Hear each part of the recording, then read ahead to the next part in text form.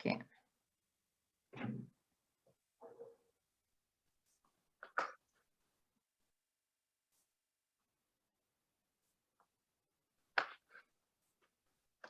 Okay, I think that we can start. Otherwise, it's going to be a bit late. Anyway, so first of all, welcome to all of you. I see new faces today with us. The good thing about the online world is that we are able to reach to a completely different audience in our events. I would like to introduce myself. I am Maria Aldanas. I'm policy officer at Fianza, and I am coordinator of Housing Rights Watch. This is a project supported by Rbp Foundation. As I was saying before, 40 people have registered, but normally there's always a few people that drop off the same day, and they prefer to listen to the recording. We didn't want this to be a big event anyway. We wanted to do it as a meeting and not as a webinar, because we wanted to have some kind of conversation, see all your faces and have your feedback about these topics. I first of all would like to thank Michelle Bowles for positively answer to my call for help to organize the workshop. So he's a professor at the University of Groningen, and he's now running a very interesting project, which is the EVICT project. So we have been planning this event also with the collaboration of ERC EVICT project. And also, of course, thank you to Dr. Pori Kenna. He's the director of the Center for Housing Law, Rights and Policy at the School of Law in the University of Galway in Ireland. He's always there for us, so I'm really pleased to have him again, and he will be moderating the panel after I do some introductory words.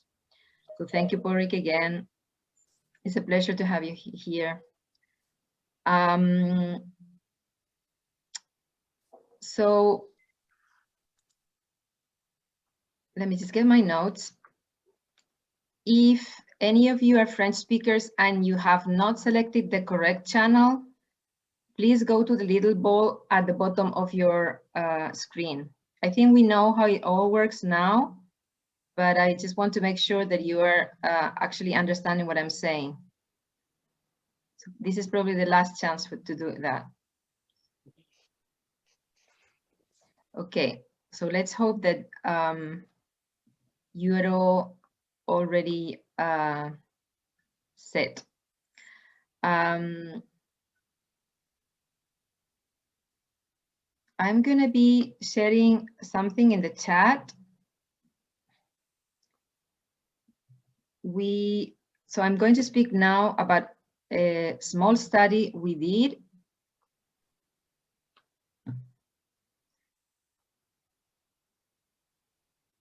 And because the study itself is not ready yet, it's still ongoing, we would like to add more specific information about this, about what's going on in this workshop, like good practices that are happening in France, the Netherlands, Ireland, and Belgium. Okay, so the study itself, it's called Unfit Housing and Slum Landlords in Europe, Learning from Different Legislation to Protect Vulnerable Tenants. So as I say, this is a very small study that we've done in-house. So mainly with the help of our correspondents in the Housing Rights Watch network, but also the wider Fianza network. Some of the people that have sent responses to our questionnaire were from a larger audience, not the Housing Rights Watch members. And it is probably the first time that we take a closer look at the element of habitability, so adequacy of the housing in relation to the right to housing. And before, it was a lot about the affordability or the security of tenure in relation to evictions. So before I continue speaking I would like to share my presentation with you. I'm going to put the slides now on.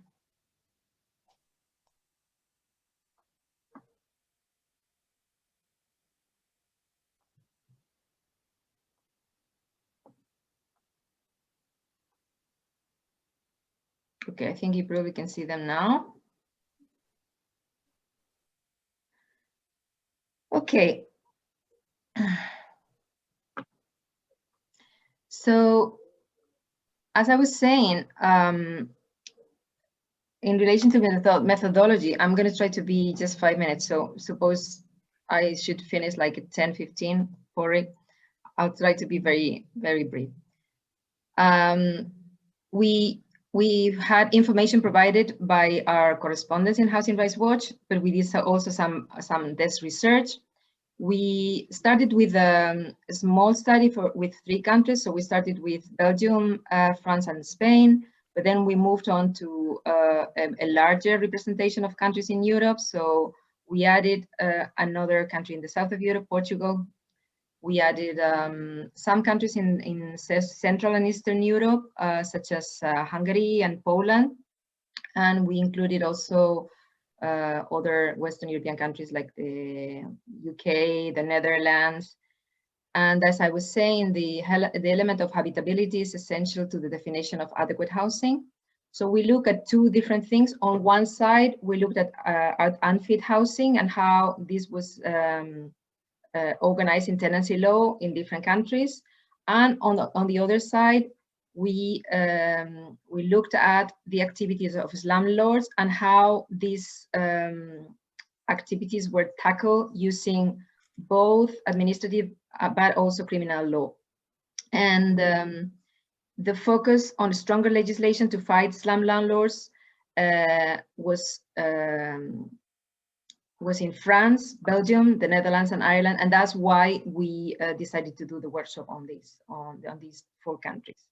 It doesn't mean that there's not other legislation to fight slum landlords, but we thought that they were the more interesting cases, like kind of a good practices that we would like to showcase today. I'm gonna share with you some preliminary conclusions at the end and some recommendation linking it to the EU level also. So just to say that for some time now, the private rental sector has been a crucial element to provide accessible accommodation to households in Europe.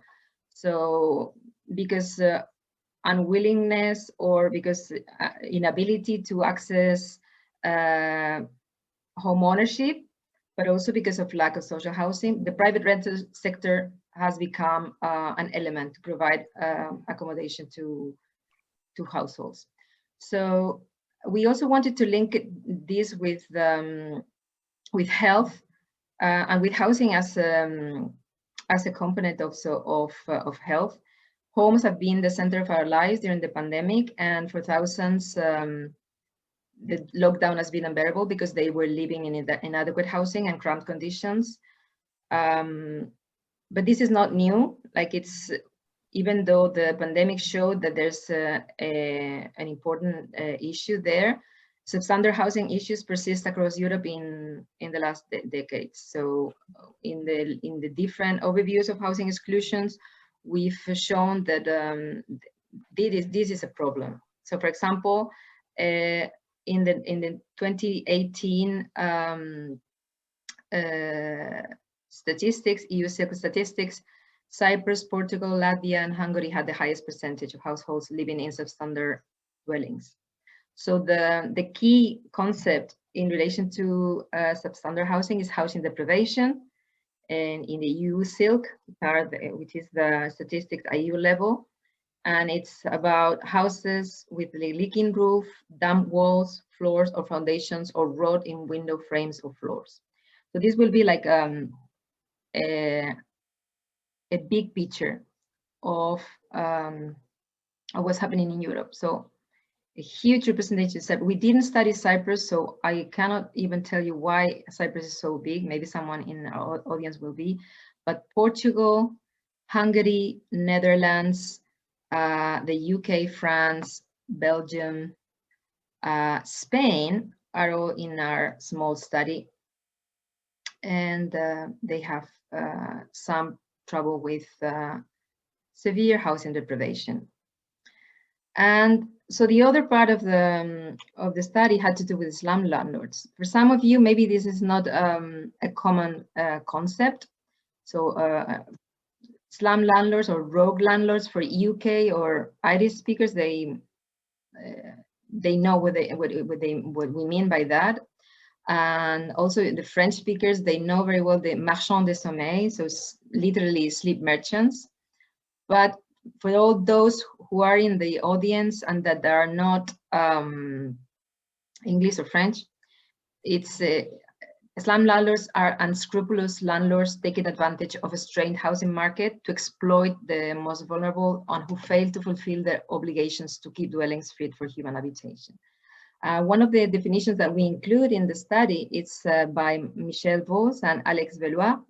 So some landlords not only exploit tenants, but they discriminate, they rent substandard housing, they use property for illegal activities, and also there's an element of evading taxes.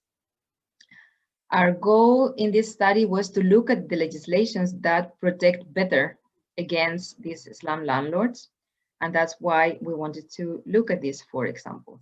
So the preliminary conclusions about unhealthy housing, about unfit housing, is that it's a problem in the private rental sector in Europe, that existing regulations intended to protect tenants are not working.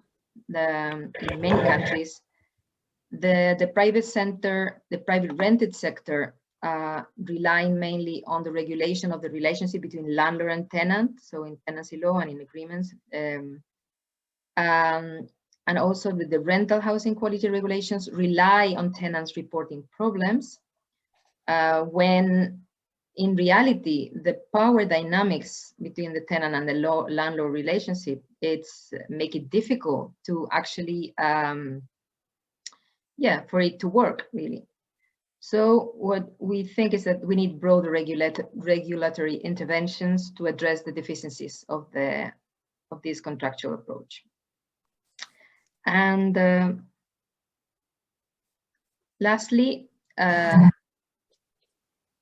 let's say that vulnerable households at the lower end of the private rented sector suffer the activity of unscrupulous landlords.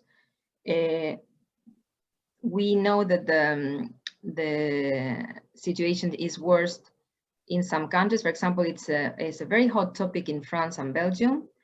There's big public concern. Buildings have collapsed. There's been huge fires. I'm not saying these are not the only countries, but they are like the countries where there's more public concern. And the introduction of criminal or administrative penalties against slum landlords is incipient and not widespread in Europe.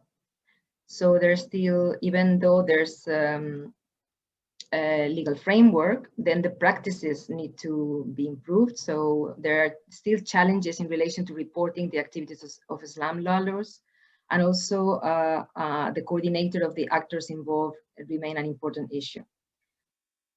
So lastly, we wanted to connect this topic with the European level. So with the need to recognize housing exclusion and housing quality as critical social issues in the EU.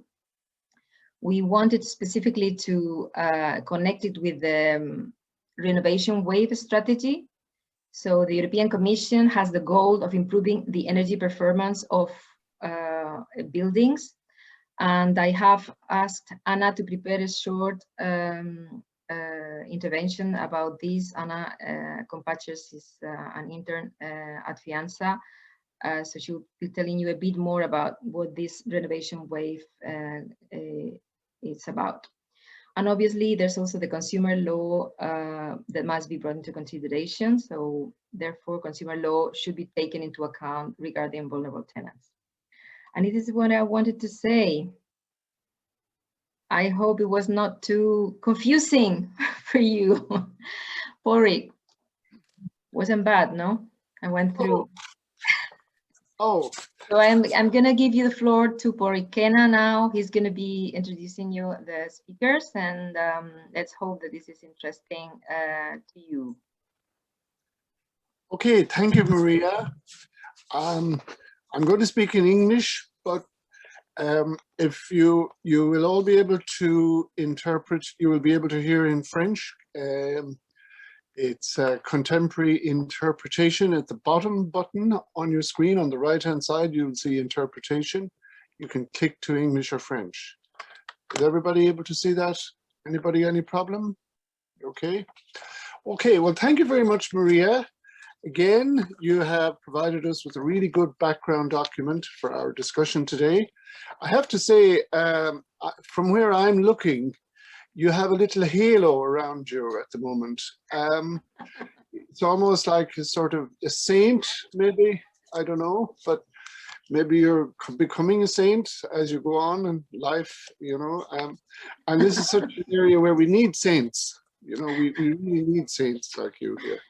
So I'm going to act as the moderator for the next part, where we have 4 excellent speakers, 4 experts. And Nicolas Bernard is actually presenting to the Belgian Parliament, so he's going to be a little bit later on. So I'm proposing that we might group the 4 speakers into 2 pairs, where we have maybe Netherlands and Ireland, because both are delivering in English. And so we can translate French at the same time. And then to have France with Sarah and Nicolas presenting in French, if that's okay. And in between, because 4 speakers after each other could be a long time, we'll have a break in between for questions on the first 2 speakers and then for questions on the second 2 speakers. And then we'll have a discussion.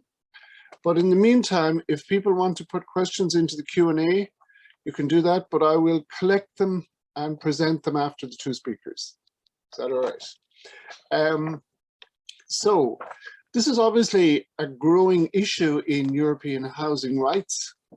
As Maria has pointed out, there's a growing pressure on the private rented sector across all European cities, not just in terms of affordability, but in terms of security and in terms of standards. And we come across lots of cases of exploitation, particularly for migrants and immigrants in private rented accommodation, very poor conditions, great exploitation, particularly among people who are undocumented, who are unable to assert any legal rights without, of course, bringing themselves to the attention of the authorities. So there's many aspects to this problem, and regulation has been pointed out already, usually takes place through the contract, the lease contract, but there's a need for broader regulatory arrangements because of the particularly vulnerable position of tenants. And so relying on tenants to enforce the law is a very weak response. So I'm not going to say any more. I'm going to hand over to our 4 experts. And we begin then with Professor Michael Walz from University of Groningen, who of course is in charge of this European project on evict. And so, Michael, we'll try and limit you to 10, 15 minutes, 15, 20 minutes. Is that okay? That's fine. Do you hear me now? I hope the French speakers will also understand me. I will try to speak a little bit slower so the interpretation can be done. So thanks so much, Frederick, for these nice words, and also thank for Maria for organizing this session. It's an honor to be here, and I think it's an important topic. I'm also very happy that there are at least two other Dutch experts present. So I see Pim Fischer, who's a lawyer, and also Gert-Jan Bakker, who is working in Amsterdam together with vulnerable tenants and also deals a lot with slum landlords, or in Dutch, huisjesmelkers. So basically they're milking their home to make as much money as possible. So Gert-Jan or Pim, if you want to interrupt or think that I talk nonsense, just feel free to do so. So as said, I'm Michel Vols. I'm a professor of law at the University of Groningen. I'm currently involved in the evict project, as Patrick already said. If you want to know more about that, go to eviction.eu. It mainly deals with the right to housing in the context of evictions, but of course it's all related to this substandard housing issue and slum landlords, because slum landlords are often involved in evicting people and even illegal evictions. So we're also focusing on that. So today I want to tell you something about a somewhat older research project I did. So in 2017, I evaluated the enforcement of the Dutch Housing Act. So the Dutch local government and also national governments have developed a quite broad and serious legal framework with a lot of instruments to tackle substandard housing and to tackle slum landlords. And I will tell you something about the instruments that are present in the Netherlands, but also how they work in real life. But I only can tell you something about like 6 years ago, because that was the last research we did. So, but still, that's what we know. Maybe Gert-Jan or Pim can just add some more, right, more research experience, more recent experiences. So let's go to the next slide. So I will first tell you something. So what's my definition of substandard housing and rogue landlords? Of course, Maria already did a great job in introducing the concept. Then I will tell you something about the empirical analysis of the enforcement of the Housing Act. Before that, I will tell you something about what Dutch local governments can do, and then whether it's effective or not. So how does it work in practice? So something about definition. So what's substandard housing? So I would say that is housing that poses a risk to the health, the safety, or physical well-being of the occupants, so of the tenants or any other, even maybe squatters, right? So their neighbors. So these buildings can be very dangerous to neighbors and the community around the building, but also to visitors, of course. So within a Dutch context, so where most of us are lawyers, that would mean that you violate the Housing Act. For the Dutch people present here, I will use that term for the woningwet. So Housing Act is woningwet. So substandard housing is one problem. It's closely connected to rogue landlords or slum landlords, but as Maria said, it's a broader problem. So the slum landlords, usually they're involved in substandard housing as well, but they do more things. So for my definition of rogue landlords, we tried to come up with a definition by looking into more international literature as well. So most of the rogue landlords, slumlords, they own more than one substandard building. So it's not the one building property owner that's substandard, but usually they own more than one substandard building. They have no problem with breaking the law. That's basically the Dutch saying, right? So they want to milk the house. So they want to earn as much money as possible. So therefore they don't have a problem with breaking the law. So how do they break the law? First of all, they ask excessive rents. So they don't comply with the Dutch rent control system. Usually they are rec renters. Some of them, so I'm not saying that all of the slum landlords do all of these things, but some of them are also involved with all kind of illegal activities in the context of drugs. So they have their property used as a drug den, so where a lot of junkie people come in or addicted people come in, or they use it as a cannabis farm. So you see here a picture of an actual cannabis farm. That's a big issue in the Netherlands, where people grow cannabis inside property. They're involved in intimidation and discrimination of tenants, and usually they also don't pay taxes for their income. So how does the Dutch government try to deal with it?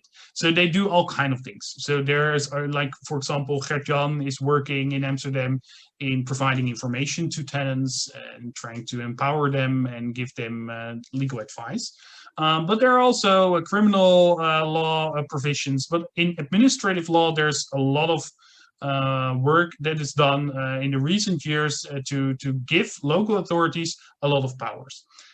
So it started basically in the 1990s and it ended, so they were given the last power in 2015. So I will just discuss them. So first, local government, so that's the mayor and the alderman in the Netherlands, they can issue repair notices subject to a penalty. So if this property owner violates the Housing Act, so the woningwet, they can issue a repair notice subject to a penalty. That's called a last onder dwangsom for the Dutch speakers. So they can just basically say, repair this or don't violate the law, otherwise you have to pay a specific kind of fine. So it's not seen as a criminal sanction, but you just need to do that. If you do it, if you repair the window or the damp walls or and so on, then you don't have to pay this fine.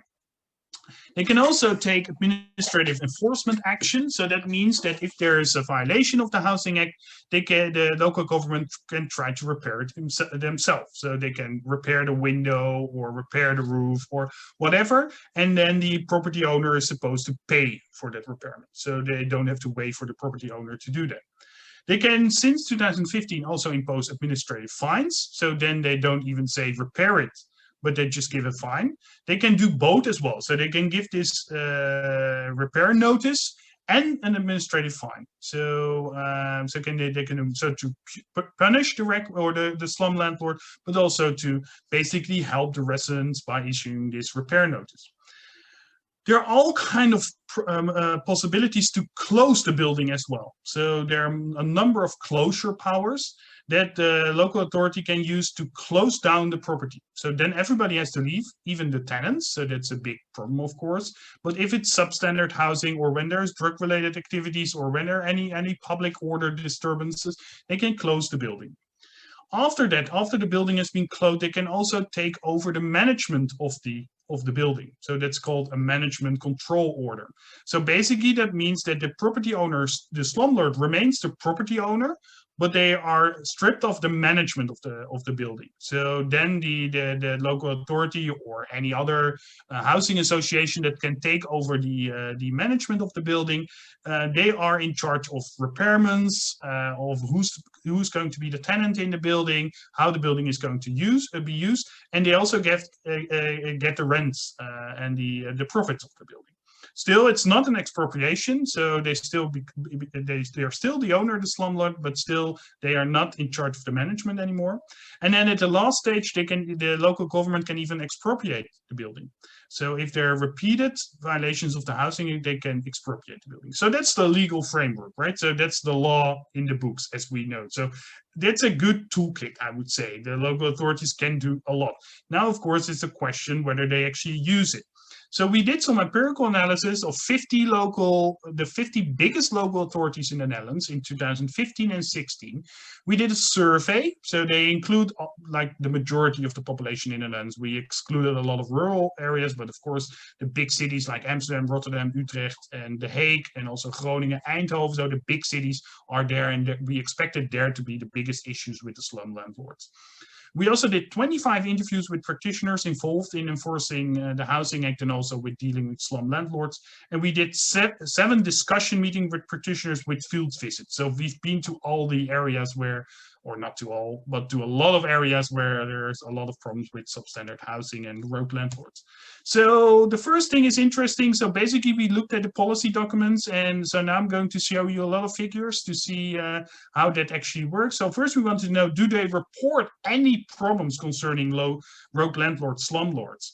And that's clear. So over half of all the Dutch municipalities, so the 50 biggest municipalities, report issues with slum landlords that I just discussed: substandard housing, excessive rents, discrimination, intimidation, and so on. So what's interesting is that still between 20 and 25 don't report any issues, which I find unbelievable, because I think in every city where there are a lot of people working together, where there's private rental, there should be something. So it would be interesting to see whether that now changed. But at least at the bigger cities, they are aware of the problem. Do they have any policy plans? So did they thought of any plan to use their powers? So we see that more than half of the authorities didn't have any plan yet in 2000, but still over 23 or 23 had some plans. So that's interesting to see how they use it. Do they refer to the new instruments, right? So like the management control order or any fines. So then we see the majority of them in 2015-16 didn't refer to them. So they're not aware of them. Still, nearly 10 of them, they refer to these powers. Of course, there are the bigger municipalities like Amsterdam, Rotterdam, The Hague, and Utrecht in the Netherlands. So then we did a survey among these 50 local authorities. So do they actually use the powers? So, and how many times do they use the powers? So did they issue this repair notice? So that's the less intense type of intervention, right? So you basically give someone notice, repair the roof, repair the window, stop doing this in your building. Otherwise, you have to pay a certain kind of fine, like €1,000 or so.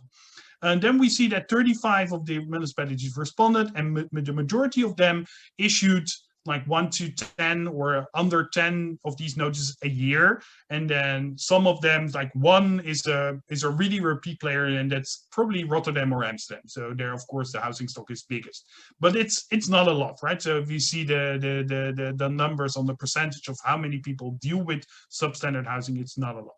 So then we see even less use of this enforcement action where they actually repair the roof. That's like 10 of them, they don't even do that. Like they're big cities, right? Like with hundreds of thousands of premises, so they don't use this power at all. Whereas if you just walk the street, you just see the violations of the Housing Act all over the place, right? So the majority, they do it 1 to 10 times a year. How many times did they issue a fine? Almost none. So it's a good legal toolkit, but they don't use it. How many did they close a building because drug-related issues, right? So these drug things. So that's popular in the Netherlands because of a growing war on drugs. I also see Pim nodding his head. Probably he sees that a lot as well. So there is a war on drugs in the Netherlands, and they just close buildings a lot. We just did a recent research, and we know for sure that at least 1,000 homes are closed every year because of drug-related issues. So that's a lot. So families lose their home. So that's popular. So they're not actually helping tenants in substandard housing, but they're closing their buildings. The other instruments, no, they're not used. So no management control orders, no expropriation orders. So why is that? So we wanted to know, why don't you use the power, right? So we did interviews and meetings with the practitioners. Why do you use them? Why don't you use them? And are they effective? Of course, what did they told us? A lot, and I will share a research paper in the chat later on, so you can just read everything yourself. But basically, the main results are that, so basically the municipality says, so there are a lot of one-shotters. So there are slumlords, but they are usually confronted with the government once, and they can be dealt with warnings and repair notices. So we don't need to escalate that much. We don't need to take over the management, or we don't need to expropriate. So then they already stop because a warning helped or repair notice helped. Then they said, so we just started. We are given these powers in 2015, so don't judge on us, right? So we need to get used to them. And then they said the Housing Act is too difficult and it's too difficult to understand and also to apply, because there are a lot of legal requirements that they need to take into account. And of course, that's understandable if you want to expropriate buildings. That of course takes a lot of steps you need to take, and also some money that you need to bring. Some second results. So what we also found is that local authorities basically developed their own legal framework. So now we see, maybe Gert-Jan and Pim can say something about that in their respective areas or in their municipalities they work in, that they develop their own legal frameworks. For example, in the city I live in Groningen, there's been now a permission that landlords need to have if they want to rent out their premise to, for example, students. If they intimidate their students or their tenants, then they will lose the permit, and then they cannot rent the place anymore to any other. So they're not expropriated, but they can only live there themselves. And of course, that's not a good thing for a slum landlord, because he doesn't want to live there themselves. So that's interesting. So do you see this big national toolkit? Still, there are all kind of local frameworks that are developed. Of course, there are some constitutional issues, like can local authorities, can they do it on themselves, right? So there are property rights involved and other rights involved. But still, they're working on it. And I know that in Amsterdam and in The Hague and in Utrecht, they're also trying to work and develop this system. What's also interesting, and that's my final point in my talk, is that landlords use tenants, and I'm very interested whether other countries see the same thing. They use the tenants as a shield against enforcement. So basically, they put families in substandard housing, then local authorities and practitioners come, they try to enforce like this Housing Act by taking over the management or closing the building, and then they put in more children in the home so that the media and political pressure exists not to enforce the Housing Act, right? So that's an interesting thing. So they're quite strategic as well. So that's what I wanted to say. If you want to know more about this, just check the website of the Evict project, but I'm most willing to answer questions right now. And maybe Gert-Jan and Pim can say something as well, but that's up to you, Patrick, whether there's room for that. Okay, thank you very much, Michelle. That's a very comprehensive and very interesting analysis there of, although the tools exist, actually they're not always used. And it's quite surprising for me because I would have expected the Netherlands would be at the forefront. Okay, we're going to turn to our next speaker now, who's Gavin Elliott, who is the legal officer for Threshold. Threshold is the main advisory body for tenants and landlords, but of course is also really the main advocacy body for tenants in Ireland.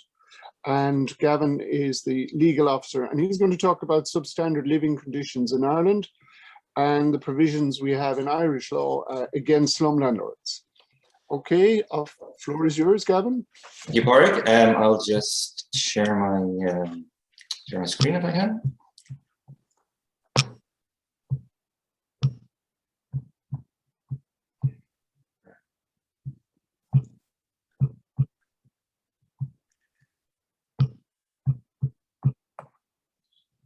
Okay, if everybody can see that.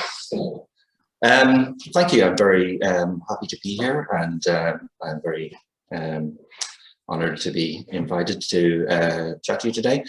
As Pádraig said, I'm going to talk about the Irish situation, the Irish environment, and how these slum landlords are really not particularly well dealt with in an Irish context. So we have two distinct approaches to enforcement against slum landlords in Ireland. The first is via the Housing Act, which is state-led enforcement, and the second is via the Residential Tenancies Act, which is a tenant-led enforcement scenario. And I think, as we'll see in a few slides later, neither of them are particularly effective in dealing with the problem of slum landlords. So there are a couple of key provisions under the 2009 Housing Act. It was introduced in 2009 and strengthened the sanctions regime in relation to an earlier piece of legislation, the Housing Miscellaneous Provisions Act 1992. And it's essentially what happens under the 2009 Act is that there is, much like we just heard about in the Netherlands, improvement notices and prohibition notices can be issued. So under section 18A of the Act, where the landlord comes to the attention of the local authority and contravenes a requirement of the housing standards regulations, which we'll talk about in a little minute, the housing authority or the local authority can issue an improvement notice to the landlord, informing them that they've contravened the regulations and giving them a time limit within which works must be carried out. Landlord must inform the tenant and local authority when the remedial works have been carried out, and the landlord may object to the improvement notice being served on them, and this objection then will go to the district court. And this is something that's a big problem with the provisions of the 2009 Act, which is that at every stage along the road, the landlord has the possibility to object and to go to the district court, which makes the process very, very long, very cumbersome, and quite expensive for the local authority to do. It means that anytime they do something, they're waiting for statutory time limits to expire before the landlord can, which the landlord has in which to appeal to the district court. And the whole process really can drag on and can grind to a halt very, very easily. So if the landlord doesn't appeal to the district court, and just to explain, the district court is the lowest court in the Irish legal system, and it's supposed to be quite a convenient court for people to use, but it really isn't. The lists are quite long, and getting something listed in the district court, even for hearing, can take an awful long time. So the local authority may withdraw the improvement notice, but in doing so, they're not precluded from issuing a further improvement notice in respect to the property. The idea, I think, of the improvement notice is that when the improvement notice is issued, the landlord will do the work, and then the local authority will withdraw that notice once they're happy that the work has been done. But in reality, that doesn't necessarily always happen. And where it doesn't happen, and where the landlord is failed to comply with the improvement notice, is up to the local authority to issue a prohibition notice and inform the landlord that they failed to comply. The effect then of the prohibition notice is that once the existing tenancy comes to an end, the landlord is prohibited from reletting the property until the identified breach of regulations is remedied. The prohibition notice takes effect once the property is vacated, and again, the landlord has this option to appeal the prohibition notice to the district court. If they do the remedial work and they fix up the property, then they can inform the local authority and the tenant, former tenant. The local authority must issue then a written notice of compliance and send that to the landlord and tenant. The local authority can again withdraw the prohibition notice, but doing so they're not precluded from issuing another one. And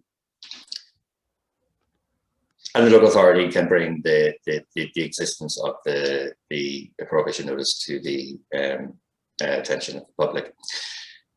One of the major issues with this system is that when we in Threshold speak to people in local authorities who are in charge of this process or in charge of inspections, one thing that they say to us over and over again is how cumbersome the process is and how long it takes, and how they will only use it really as a last resort because of these appeal mechanisms that are built into it, but also the length of time that it takes to get the landlord to comply. And they're not really all that willing to use this process if they can help it. So then the standards, housing standards, such as they are in the Irish context, are contained in the Housing Miscellaneous Provisions Act 1992, which gives the Minister for Housing the power to make regulations describing regulations for the private rental sector. So the Housing Miscellaneous Provisions Act gives the Minister authority to make these provisions for things like ventilation, lighting, water supplies, heating and cooking, facilities for the storage and preparation of food. And those regulations are updated relatively recently. The last update was in 2019. The update before that was in 2017. So housing standards for rented houses regulations are updated quite often, and they're reasonably comprehensive insofar as they go. They go into quite a lot of details. So, for example, a microwave must be provided, and they go into quite a bit of detail about the availability of hot water and the absence of mold and vermin and that sort of thing. So the regulations made under the 1992 Act are relatively strong insofar as they do describe quite well what a habitable dwelling should look like and what should be available within a habitable dwelling.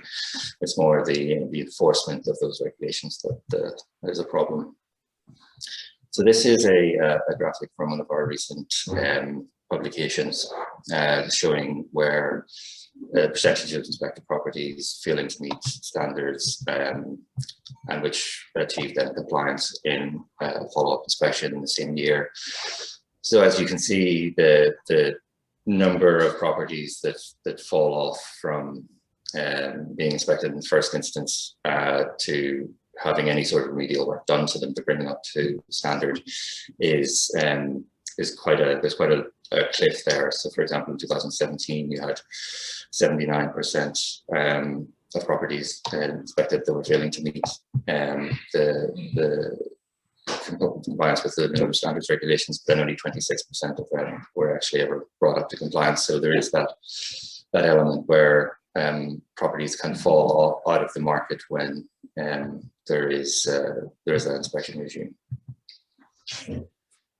So another aspect of dealing with slum landlords, and one that comes up quite often in an Irish context, is overcrowding. And the issue with overcrowding in Irish law is that we don't have a particularly good definition of it.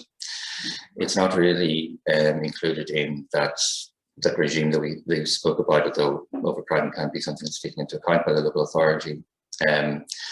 It's contained in an old piece of legislation, the Housing Act 1966. The definition, as you'll see there in section 63, is quite an unusual definition. There are a lot of assumptions in that definition, and a definition isn't really regarded as being particularly useful.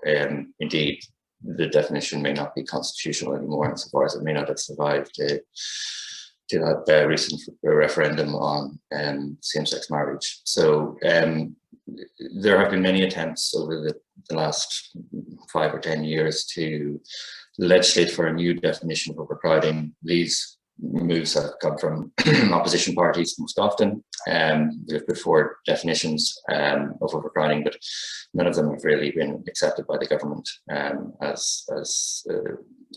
don't think the government necessarily accepts that there's any particular need to update the definition, although there clearly is.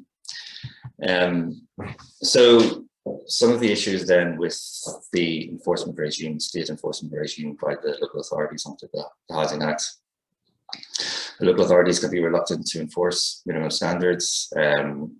Clearing a substandard overcrowded property is not necessarily in the best interest of the tenants who live there, and this is something that we see quite often when we interact with local authorities who are who have these powers to issue improvement and prohibition notices, is that they understand that the tenants who are living there are probably likely to become homeless if the property is cleared, and the local authorities end up trying to informally mediate with landlords to make improvements to their property, because they know that if they go through the process and if everything goes right for them, then the result of that, for the local authority, then the result of that is the tenants potentially become homeless, and that obviously creates a big issue.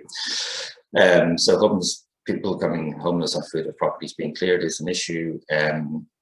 If people had somewhere else to go, they wouldn't necessarily be living in substandard properties in the first place, and there's that asymmetry of power between landlord and tenant, in which the tenant is kind of dependent on the landlord. And sometimes another thing that we see is tenants sometimes being tied by occupation to the landlord as well. So they may work for their landlord, or work for somebody who's connected to their landlord. Local authorities' effectiveness is curtailed in terms of tackling landlords then. So although the strengthening of the sanctions regime, the improvement and prohibition notice could be effective in stopping landlords from reletting properties, it could have a ripple effect. So it's beyond question that no tenant would want to live, obviously, in substandard accommodation, but removing properties in the rental market further tightens an already very squeezed housing market in Ireland. So those are some of the issues with it, and some of the reasons why it's not necessarily used all that much. The other then thing that I want to talk about is the tenant-led enforcement regime. So there are really, as I said, two different ways in which the state has designed systems to deal with slum landlords. And the first is via the local authorities and those improvements, prohibition notices that I spoke about, but also the other aspect of it is the Residential Tenancies Act. So the Residential Tenancies Act is a very comprehensive piece of legislation which deals with almost the entirety of the interactions between landlords and tenants. In many or most cases, the Residential Tenancies Act writes into any leases, or even assumes where a lease isn't in place, an awful lot of obligations on both landlord and tenant, and regulates, as I said, all of their interactions from the very beginning to the very end of the tenancy. It also sets up an organisation called the Residential Tenancies Board, which is increasingly becoming a regulator for the private rental sector, but is also has a function as a quasi-judicial decision-making body. So they mediate and adjudicate on disputes, and their their decisions have force of law in terms of they can be enforced within the court system. So there is this this decision making and adjudicating function that the Residential Tenancies Board have. And local authorities then are responsible for enforcing the minimum standards. The tenant of a property where the minimum standards aren't being observed can issue a dispute or lodge a dispute with the RTB against their landlord. In compliance with minimum standards regulations, the same regulations are specifically named within the Residential Tenancies Act as an obligation of the landlord. So compliance with minimum standards legislation is an assumed obligation of the landlord in every rental scenario, every private rental scenario. So enforcement under that regime then requires a tenant to lodge a dispute with the Residential Tenancies Board. So obviously, though, there are issues with the that enforcement regime via that sort of tenant-led scenario. So we did a little bit of research recently with Dr. Michael Byrne and Dr. Rachel McCardle, who in concert with Threshold published a quite comprehensive study into the idea of security and agency within the private rental sector, looking at the relationship between landlord and tenant, but also how that plays out in practice. And one of the main findings there was that because tenants fear that they're easily replaceable within a very a rental market where there's much more demand than there is supply, and due to the inherent power and asymmetry between landlord and tenants, the tenants are very apprehensive of the consequences of taking action to vindicate themselves or their rights. There's an unwillingness to lodge disputes with the RTB, which is compounded by the stressful nature of the conflict with the landlord. Tenants are reluctant to rock the boat, and the effectiveness or robustness of the regime is therefore hampered. And even if a tenant does assert their right, the landlord may engage in retaliatory conduct, and a slum landlord may refuse to carry out necessary maintenance, may engage in harassment, intimidation, and potentially illegal eviction. And all of that contributes to an atmosphere where a tenant may be very reluctant to assert their rights under the Residential Tenancies Act. And this is something that we see very, very often ourselves, is that where there are issues of standards and repairs that aren't being addressed by the landlord, a tenant can be very, very reluctant to allow Threshold to either engage with their landlord, to threaten their landlord in some extent that a dispute would be lodged with the RTB, or to engage with the local authority, because the end result of the local authority process would be that the relationship between landlord and tenant would be damaged in one way or another, because if the landlord suddenly gets a phone call from the local authority about standards, then he knows that the tenant has complained. And similarly, under the other regime for the Residential Tenancies Board, where you have to make a formal complaint against the landlord, and that has to go to a judicial decision-making body, which is certain to be a formality within itself. However, having said that, this is the 2019-2020 figures for from the RTB, from Residential Tenancies Board, and the types of cases that are lodged with them, kind of disputes that are lodged with them. And as you can see there, the standard and maintenance of the dwelling is 11% in Q1, 10%, etc. So it's around about 9, 10, 11% of cases that are lodged within the RTB are done so on the standard and maintenance of the dwelling, and all of those would be alleging then breach of the minimum standards regulations. So then just finally, because I was asked for a case study, this is one of the cases that we dealt with last year, and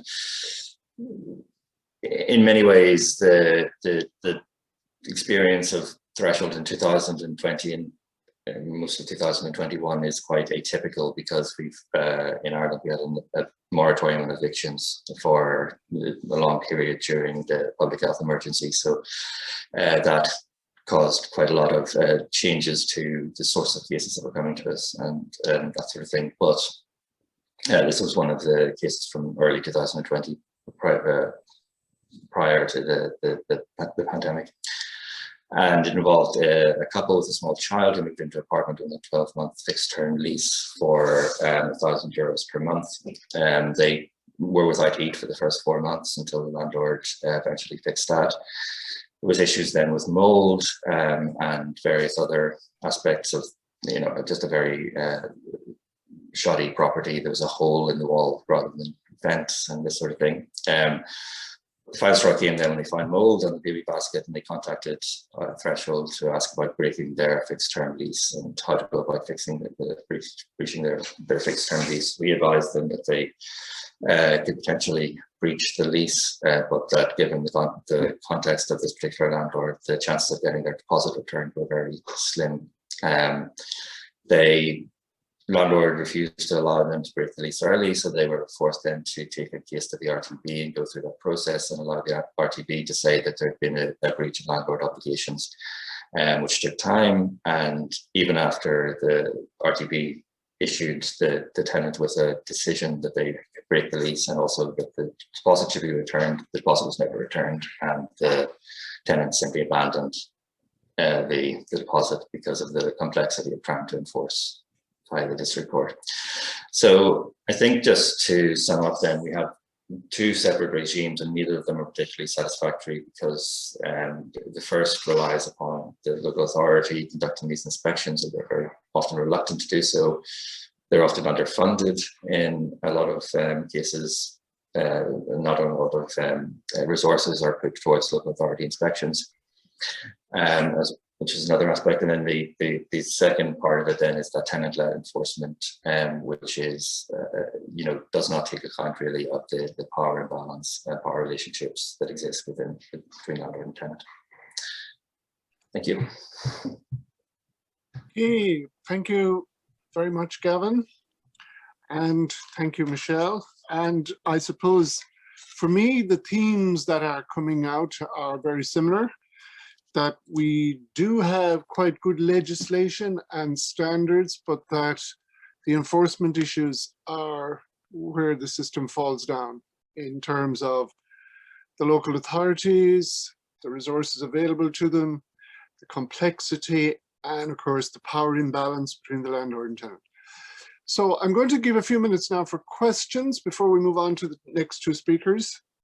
Are there any questions or anything you'd like to clarify from either of our two speakers?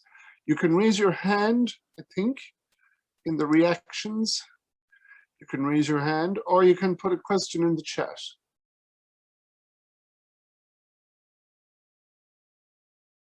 I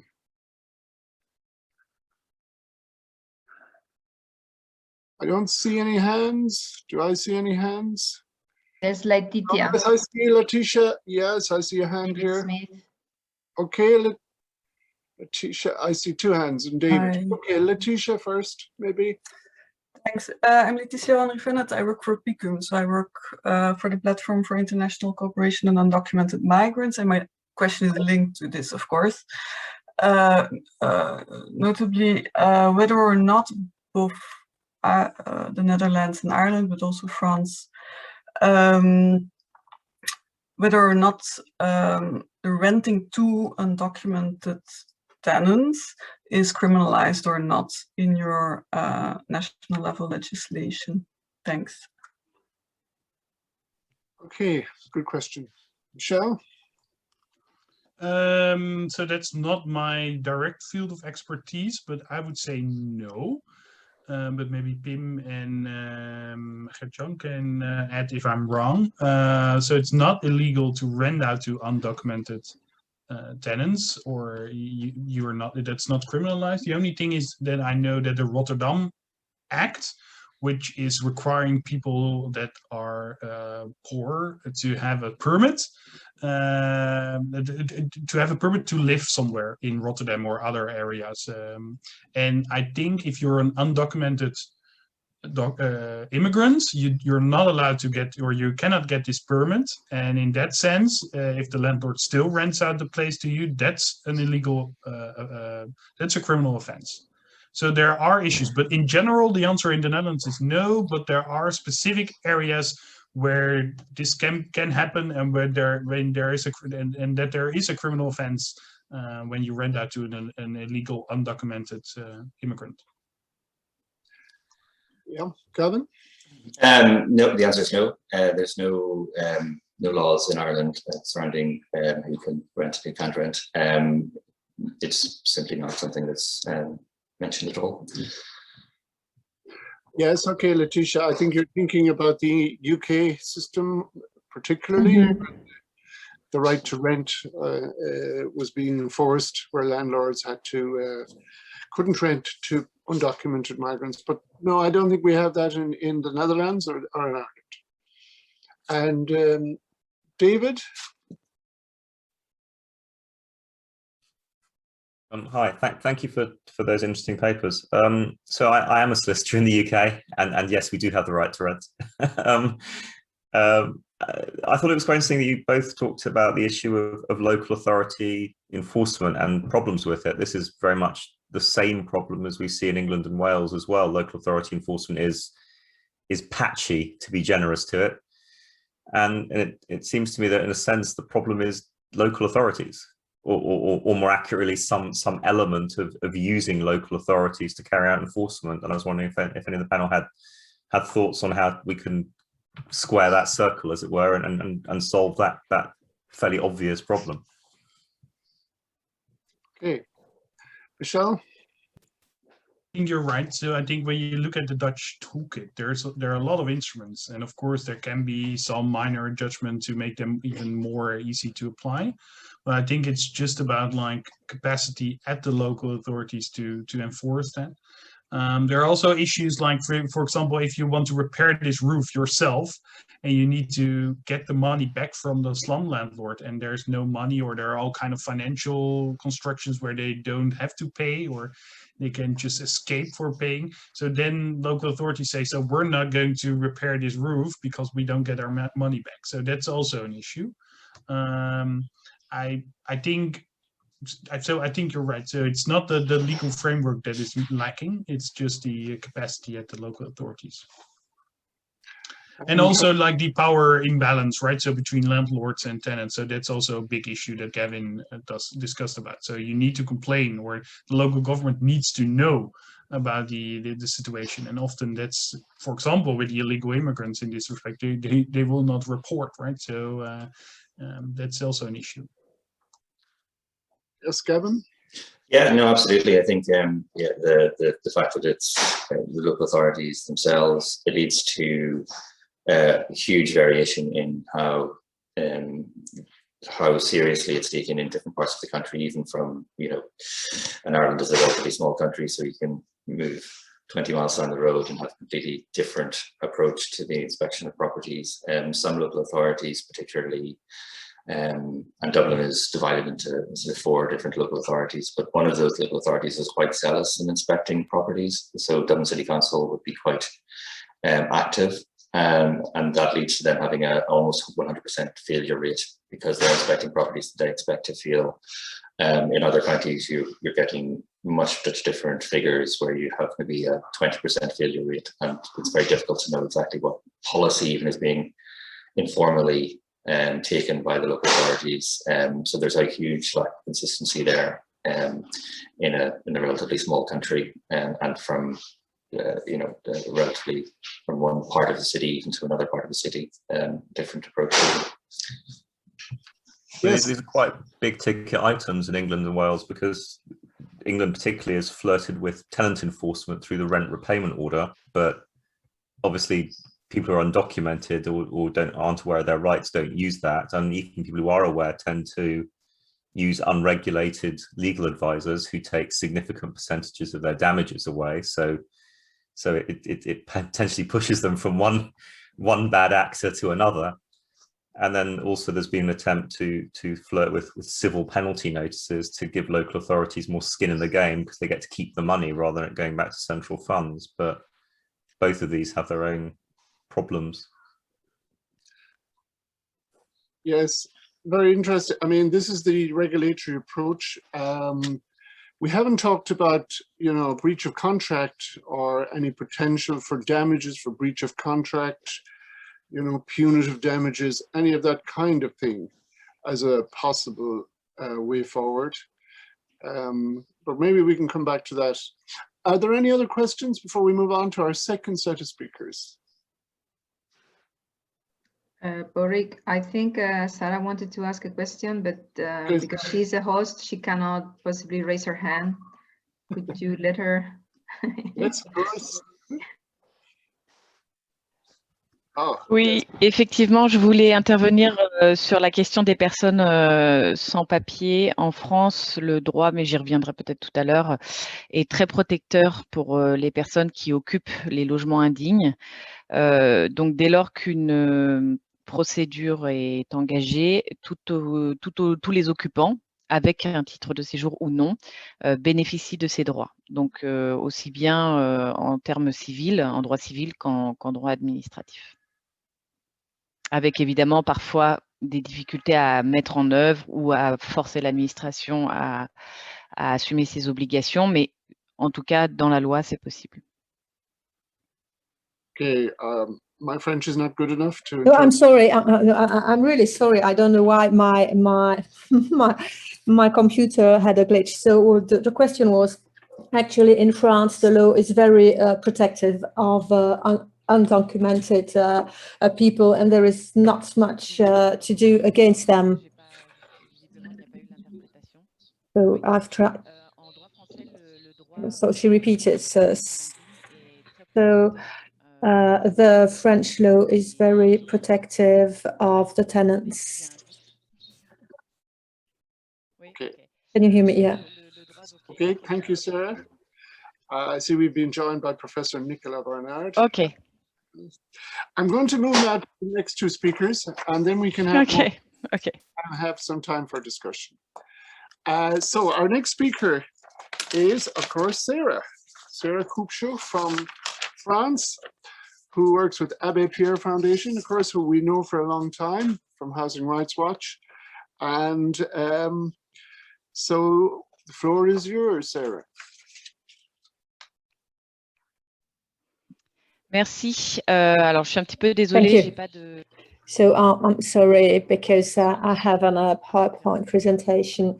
So I'm going to tell you what we do for the Rbp Foundation to help people living in substandard dwellings and are victims of rogue landlords. So I'm not working anymore about substandard dwellings.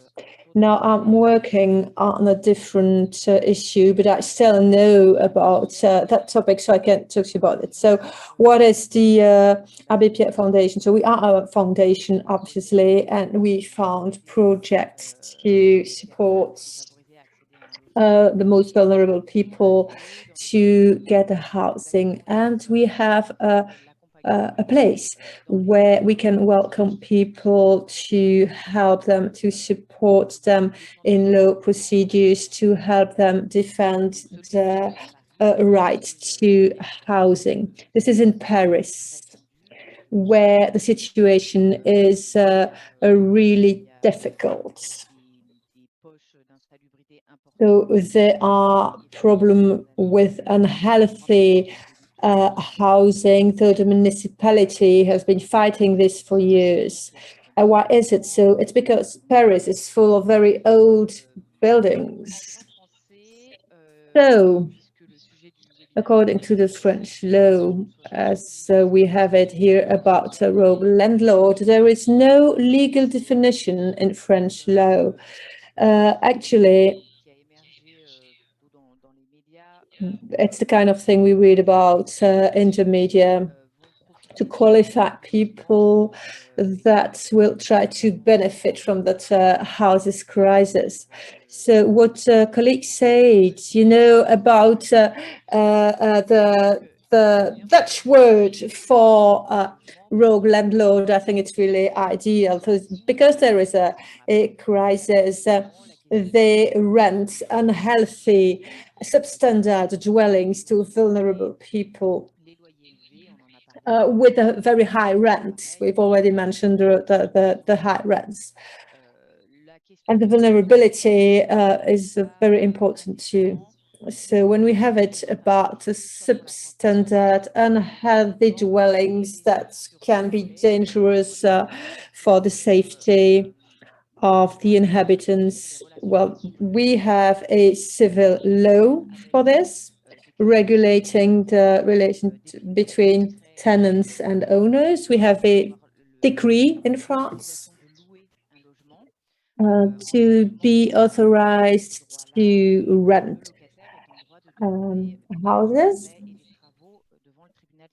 Actually, the tenants can lodge a dispute if there is a health or a well-being issue in his dwelling. So there is administrative regulation. We also have a Public Health Act. And we also have a Construction Act that concerns safety, you know, safety within the buildings or close to the buildings, you know, that, for example, the building won't collapse on its inhabitants on the street.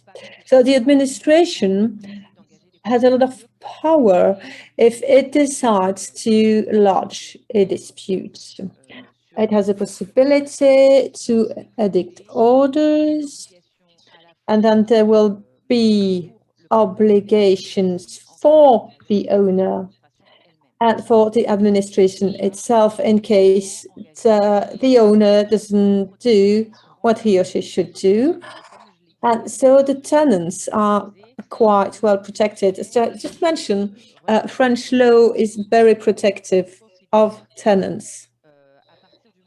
So from the moment an administrative decree is issued, the tenant is considered as a victim and not as an actor or as someone outside of the proceedings. So, for example, this person does not have to pay the rent. In fact, they must not pay the rent because the owner does not have the right to receive them. And there is no possibility to break the rent because it's suspended actually during the whole period of that decree. Then there are sanctions. There are three kinds of penalties. I wanted to have it about the criminal ones because they have been strengthened recently to fight against those unscrupulous landlords. So not only those who, themselves have financial issues and so on, but really those rogue landlords. So there are three types of violation. The first one is in Article 225.14 of the Criminal Code. And it is quite a difficult violation to prove. It requires different conditions. And I'm going to tell you this more concretely within a case. But sometimes it's quite complicated to have those rogue landlords condemned. So most of the time when we can have proceedings against that person's, well, there are several violations against him. Also, person to the Public Health Code or the Construction Acts, also the facts, for example, that they try to intimidate the tenants or that they refuse legitimate reasons to carry out repairs. So this has to do with unhealthy dwellings, and then we have the classical, I'd say, the classical violation as violence and so on, and threatening and so on. So the municipality has a possibility to oblige the owner to carry out the repair, so he'll have to pay an amount of money. So as we said, the only way to hurt them is to take money from them. And there is also a possibility to seize the dwellings to avoid the owner to enrich himself, because the money he would get from the rent are considered as illegal, just as if he was dealing in drugs. I see. So there is a possibility to seize the real estate. Then there is also the possibility to forbid him or her to buy any other housings. And there are also preventive measures. For example, a given area could require some conditions before it can be rented. We also have a free phone number that the tenant can call to tell about their predicament due to a rogue landlord or unhealthy living conditions, substandard dwellings, and so on. And we also have the public notary that can play a role if they notice someone could be a rogue landlord. So this is our toolkit. It's quite a large one, but quite a complicated one as well for the different actors involved. There is civil law, as I said, administrative law, also criminal law, and quite complicated proceedings. And it's really difficult for people that are not used to doing that kind of thing. But nevertheless, we managed to lodge complaints and to have exemplary sentences rendered against rogue landlord, like we did in Paris, in the north of Paris. We had a case in 2015, if I'm right.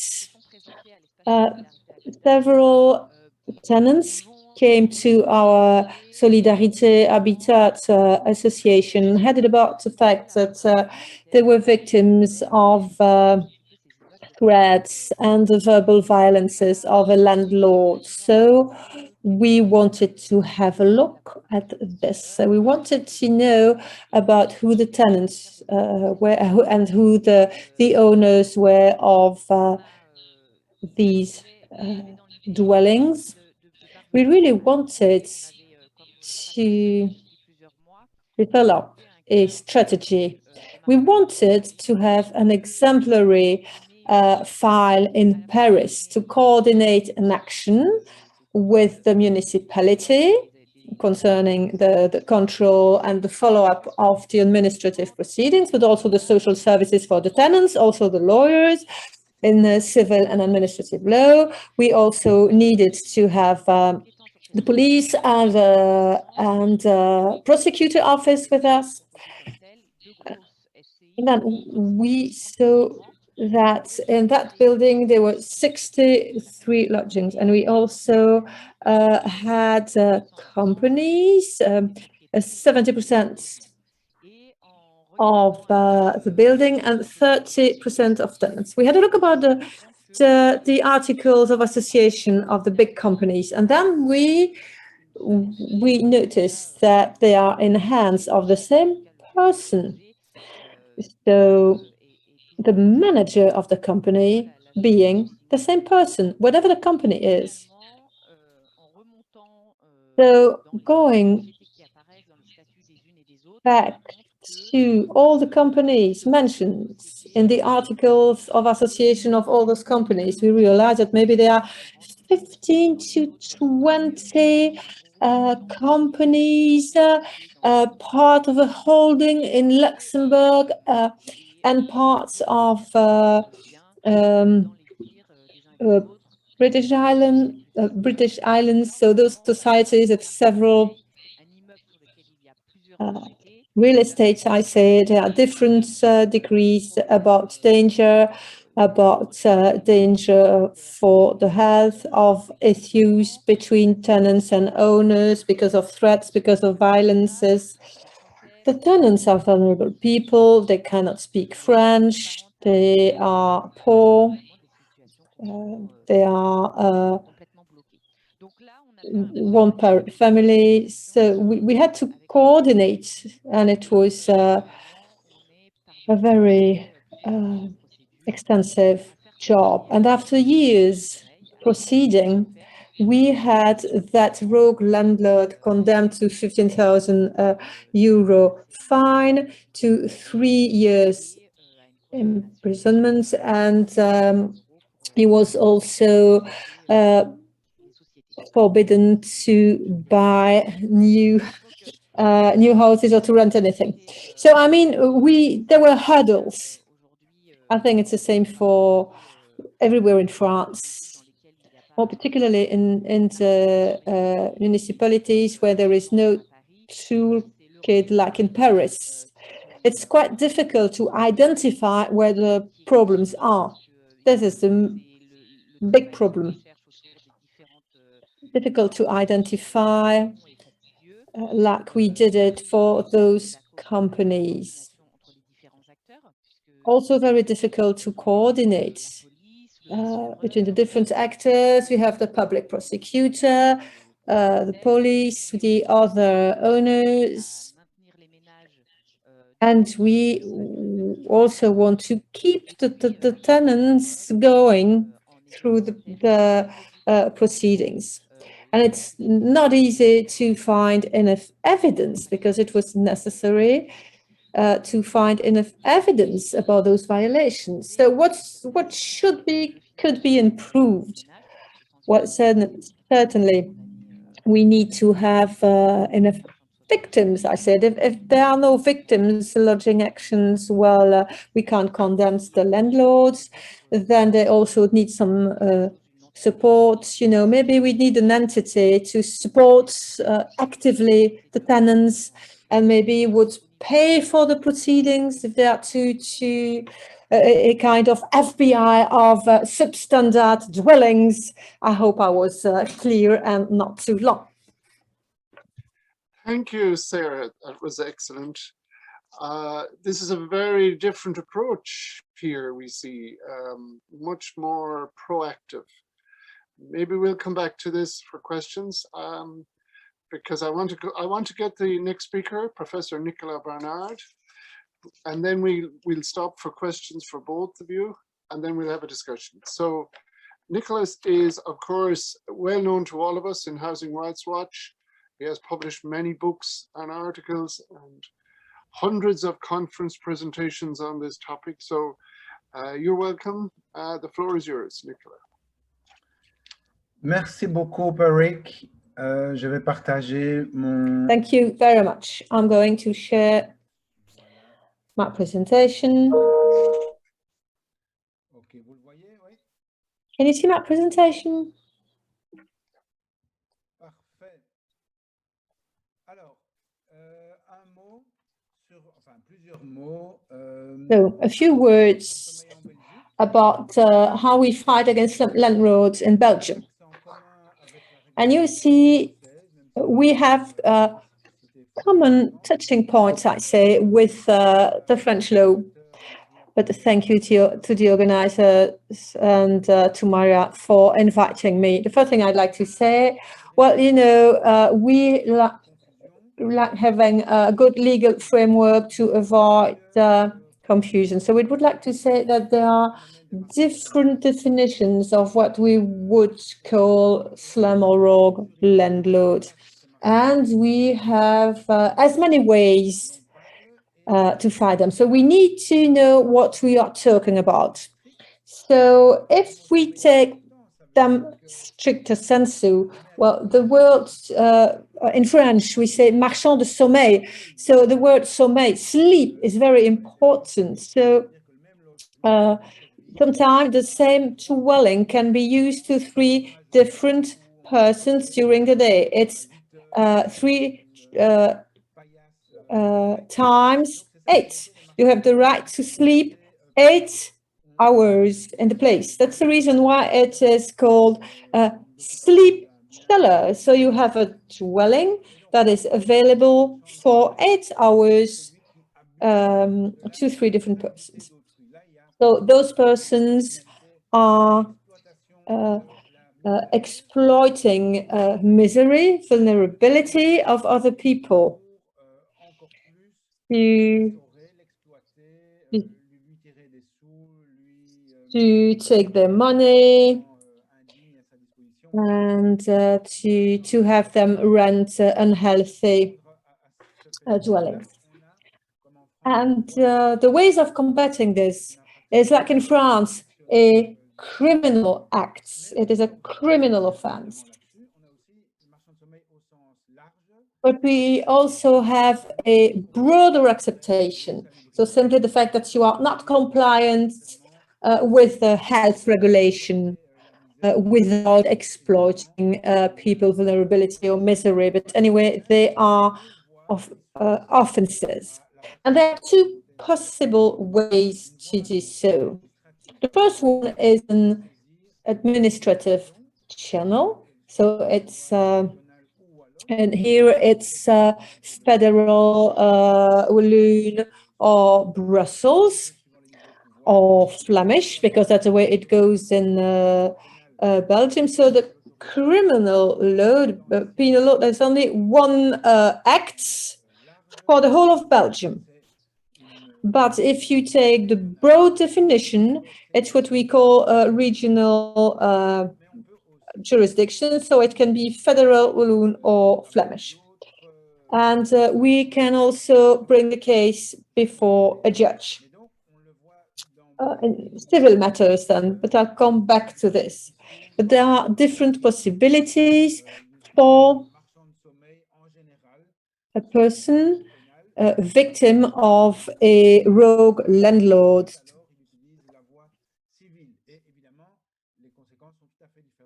Then the consequences are really completely different. There is a kind of benchmarking between the 3 of them. So let me start by describing the federal system first, so the federal law that we have in place. And I must say first that I will focus here mostly on what victims can do. Okay, we of course have a system here whereby the local authorities can act, but I want to focus specifically on what victims of slip merchants or slum landlords can do. So, what's the philosophy as far as slip merchants are concerned? So, originally, the idea was to combat human trafficking, so trafficking of human beings. So this was only designed originally to deal with precarious situations, or people that were undocumented or had no permit of residence. So the starting point is that we don't want anybody to take advantage of vulnerable people. And this is also something, for example, that exists in another sector, which is the fight against prostitution. But this is specifically about housing here. And then the scope was extended, and it was decided and felt that we needed not only to protect vulnerable people, illegal immigrants or undocumented migrants, but also other people could, because of their particular social situation at a given time in their life, could be exploited and be the victims of slum merchants. So the scope was extended to cover them. And then further on, we added a third dimension, which is people being exploited because of their age, because they may be pregnant, or because they may be facing some sort of health problem. So again, and that's point C there, there's been a continuous widening or enlargement of the scope of this tool, I would say. So I think we're looking very much at the property itself rather than who is in that property. This is the main article that establishes this legal system. So it's Article 433 Dicus. Now this text looks at various aspects. First, there's a description of what constitutes non-acceptable behavior, I would say, and those can be related to the tenant, can be related to the landlord. So if as a landlord you abuse someone, that's constitutive of an infraction. There's also a mention, and that's interesting, that if your profit is abnormal, then there may be a suspicion of some sort of illegal behavior. And obviously, as soon as a particular property is substandard, then any profit made from renting it out is illegal, because it should never have been rented in the first place. Now, what are the possible penalties? The system that's been designed here is to look at not so much the number of rooms, for example, but the number of people living in those rooms. And there's a fine. So the fine is calculated on the basis of how many people you fine in one of those houses or apartments, which means the amount can be pretty high due to the usual overcrowding that these people face. You can be sent to jail, so imprisonment can go up to 10 years if there's criminal intent or if it's part of organized crime. There are other penalties, such as some of your rights are taken away from you, being elected or voting. And then there's confiscation. It's a little bit what Sarah was describing earlier. The object of the infraction, so the building, and when I say building, understand physical buildings, so but also mobile buildings, caravans, for example, are also covered by this. So these can be confiscated, even though the guilty person is not the actual owner of that building, and that is quite strong. I mean, it doesn't happen very often that the law provides for the confiscation of something that does not belong to a particular individual. But that's a clear decision to try and better protect people that was taken, that justifies this. And then all of the money that has been derived from using that confiscated property is also potentially seized by the state. So not only the state wants to take away the object whereby used to exploit people, but also all the money that has been generated from that sort of behavior. And of course, in order to avoid situations where a landlord would sell a property, to avoid confiscation, any profit, any money, basically, due to the sale of such a property can be seized. Now, there are other measures, particularly looking at supporting the relocation of tenants. So the CPAS, which is the Social Action Center, this is I would say a municipality-based social support agency, can renovate the property once it's been seized. And also, all the costs that are related to renovating the property are paid by the owner. And if he's found not guilty later on, then the money is returned to him. Now, what about the effectiveness of this system? Unfortunately, the system is not really effective. We have about half a dozen cases that are taken to court and end up with someone being convicted. Why? Because obviously the justice system here is drowning in a huge workload. So they tend to only take on really hardcore situations and extreme cases. So they wait until the case is so extreme that they can't lose against a potential landlord. Also, the problem is that victims themselves tend to be very reluctant at taking on a landlord. Many of them, as I said, are undocumented migrants, and obviously they don't want to be returned back to their country of origin, or they simply don't know how to deal with that sort of situation.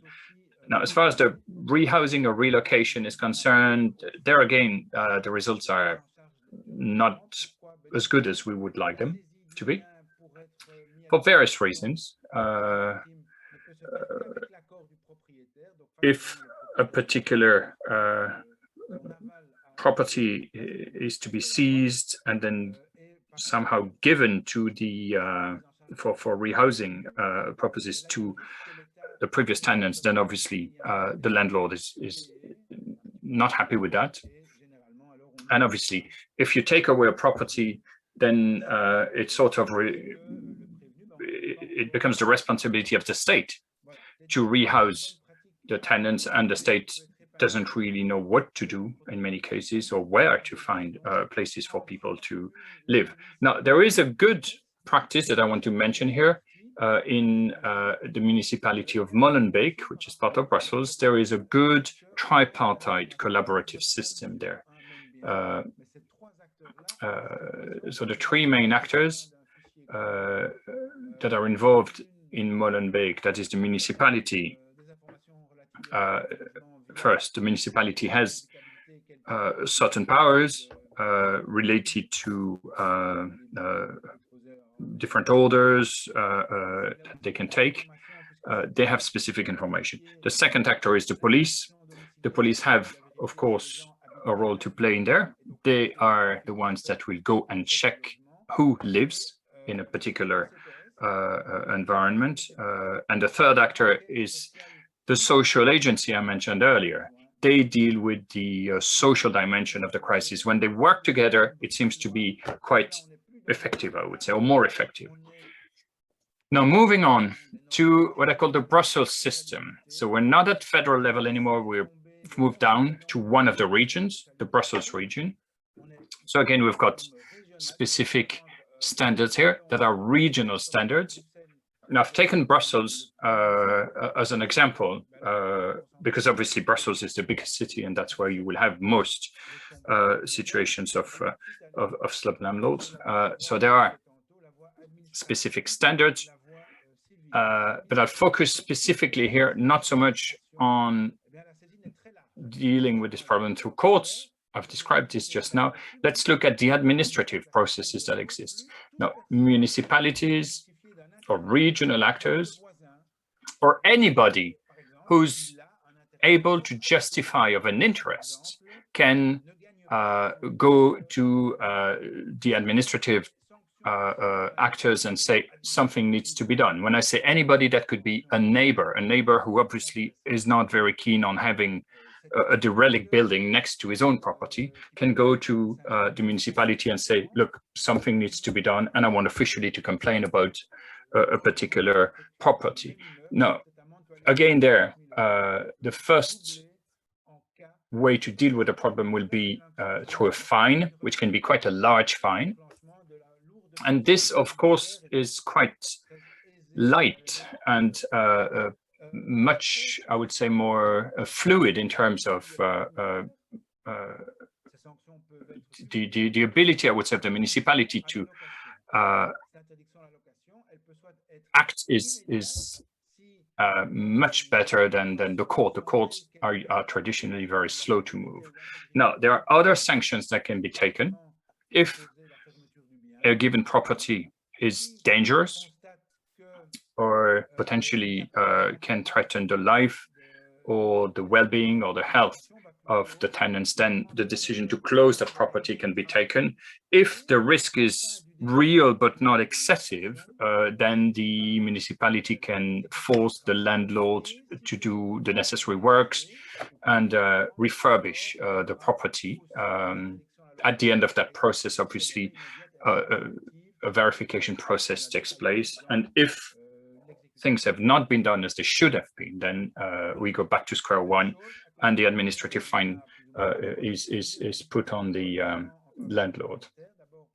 So that's the stick approach, and the carrot approach, of course, is everything that's done to support the relocation or the rehousing, sorry, of the tenants. Basically, the gap between the rent that you used to pay as a tenant in a substandard house, for example, and what you have to pay in your new let's say, quality house, the gap is covered by the municipality. And that allows people to obviously live in good conditions and still not pay an excessive amount from a rental point of view. The effectiveness of this system is actually much higher compared to the federal system I described earlier. And I think this is maybe one conclusion that we can draw. It's important maybe to not put all your eggs in one single basket and look at the ability to develop maybe diverse systems with various layers of enforcement that can complement each other. So we see that the federal system that described above or before does not really work, whereas this system is quite effective. And we see in 2/3 of the cases, landlords receive an obligation order to do renovation works, and 1/3 of the cases, the house or the apartment is basically closed.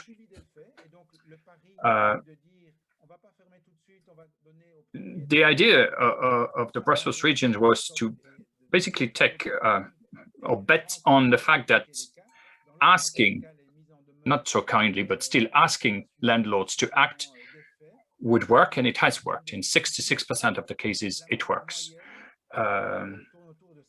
And if it doesn't work, well, money comes in and fines are used. And I think the average fine is 7,000 euros. But as Sarah said, it's an effective way. I mean, if you hit people, financially speaking, it usually works.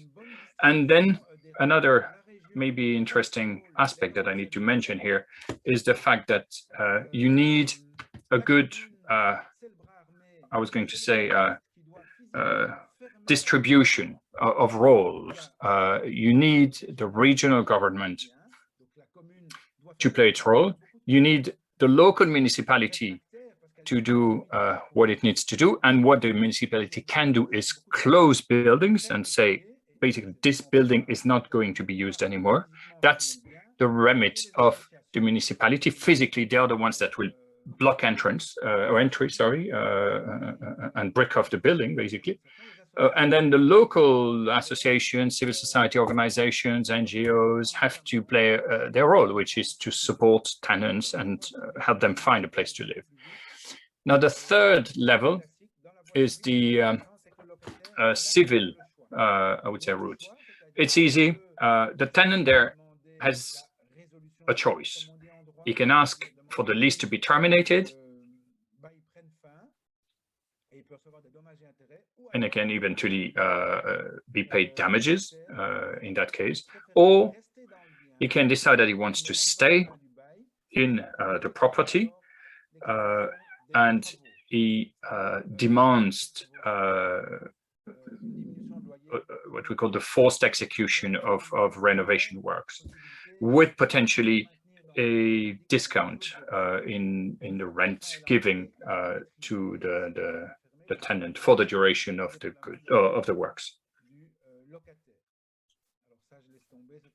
That point B, I'm not going to focus on, and I'll drop that. Now, rehousing, the judge, if you ask for a termination of your lease to a civil court, you may be paid, as I said, damages, and the judge can also impose an obligation for the landlord to help you find, or the authorities to find a place to rehouse the tenant. Now, we had a mechanism which was quite effective against sleep merchants. This is a mechanism that was quite harsh in terms of, and particularly against people who would, on several occasions, commit the same kind of unacceptable behavior or crime. So first offenders would be dealt through the normal systems, but recurring offenders would be punished more harshly. But the Constitutional Court has ruled that this particular mechanism was not legal. Anyway, that was just for the sake of completeness. Now, back to my presentation. The fourth chapter here is, as I said, choices have to be made here. If as a landlord, if as a tenant, you live in a substandard house, you've got to make a choice. You can denounce your landlord. That landlord may be punished, financially speaking, but none of that money will come to you as a tenant, of course. So if you want to be paid some damages and maybe live in a better environment, then you go the civil, through the civil court, and there you stay in your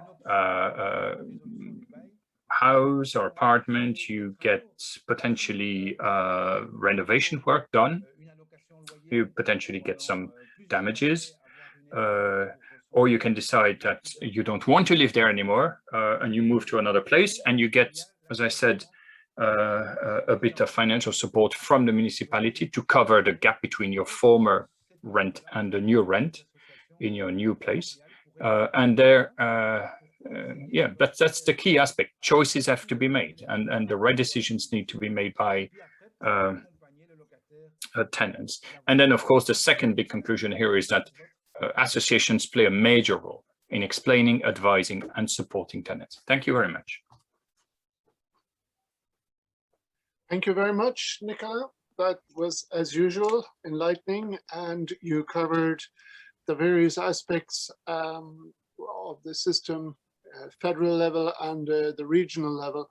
And I think there is a very distinct difference between Sarah and Nicola, both of your, your explanation of the system in France and Belgium. The criminal law plays a bit much more effective role, and you have stronger criminal sanctions from what I can see, and also that are more enforced. So I'm going to say now, any questions? Does anybody have any questions? You can do the chat or you can raise your hand.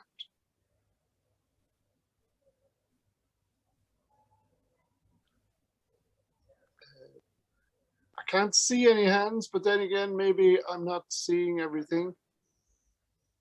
Do I see a hand from Pim? No? Okay. Do I see any hands? Can anybody see any hands? No hands? Maybe I can jump in. One of the things, can I ask a question? May I, Porrick, sure.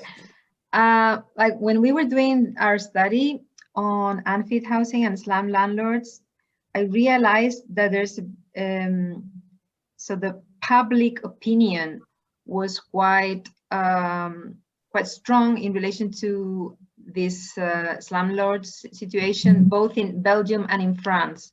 So there's been building collapsing, fires with the loss of lives. I'm not sure here in Brussels I saw a few. I'm not sure if this is related to slum landlords, but it's obviously connected to unfit housing. I just wanted to make sure that feeling was right, that I am not just making it up.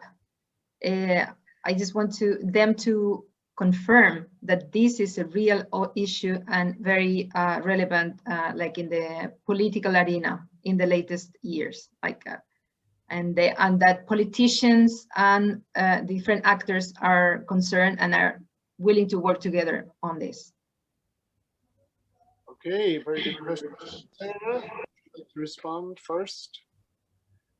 Ok, ben moi je veux bien commencer. Oh, yeah, I'll answer that. Okay, so basically, to rephrase your question, you're mostly talking about, if I understand correctly, buildings that may collapse, empty buildings in certain cases that may collapse. Okay, so let's be clear. If you are in a situation where an empty building collapses, for example, then what I've presented here does not apply. Obviously, this is not a situation where somebody, a tenant who rents a particular property, is the victim of anything. It's just basically the physical collapse of a building. Now, if you live in a building and something happens, or a visit takes place that identifies huge problems, then you can immediately the next day move out. And the process will still continue, because at the time of when the crime was identified, or the problem was identified through a visit, there was somebody living there. And then the process takes place, and it can take as long as it wants. The person can move out, and she or he is still covered. So obviously, that's the main difference, I think, between those cases where buildings have collapsed. So again, as I said, if the building, and I'm referring to your introduction, I didn't talk about this because I have limited time, but if an empty building collapses, then the mayor can decide whether that building was used by anyone or not, can decide to officially rule that this particular building is not habitable anymore. So the burgomaster here, so the mayor, is in charge of maintaining public order, and obviously a building that threatens to crash down and collapse at any time is a threat to public order, or a building that can easily burn, or a building that can be contaminated by anything that could affect public health, then obviously the burgomaster can close that building down. Do you want to add anything, Sarah? You would like to add anything?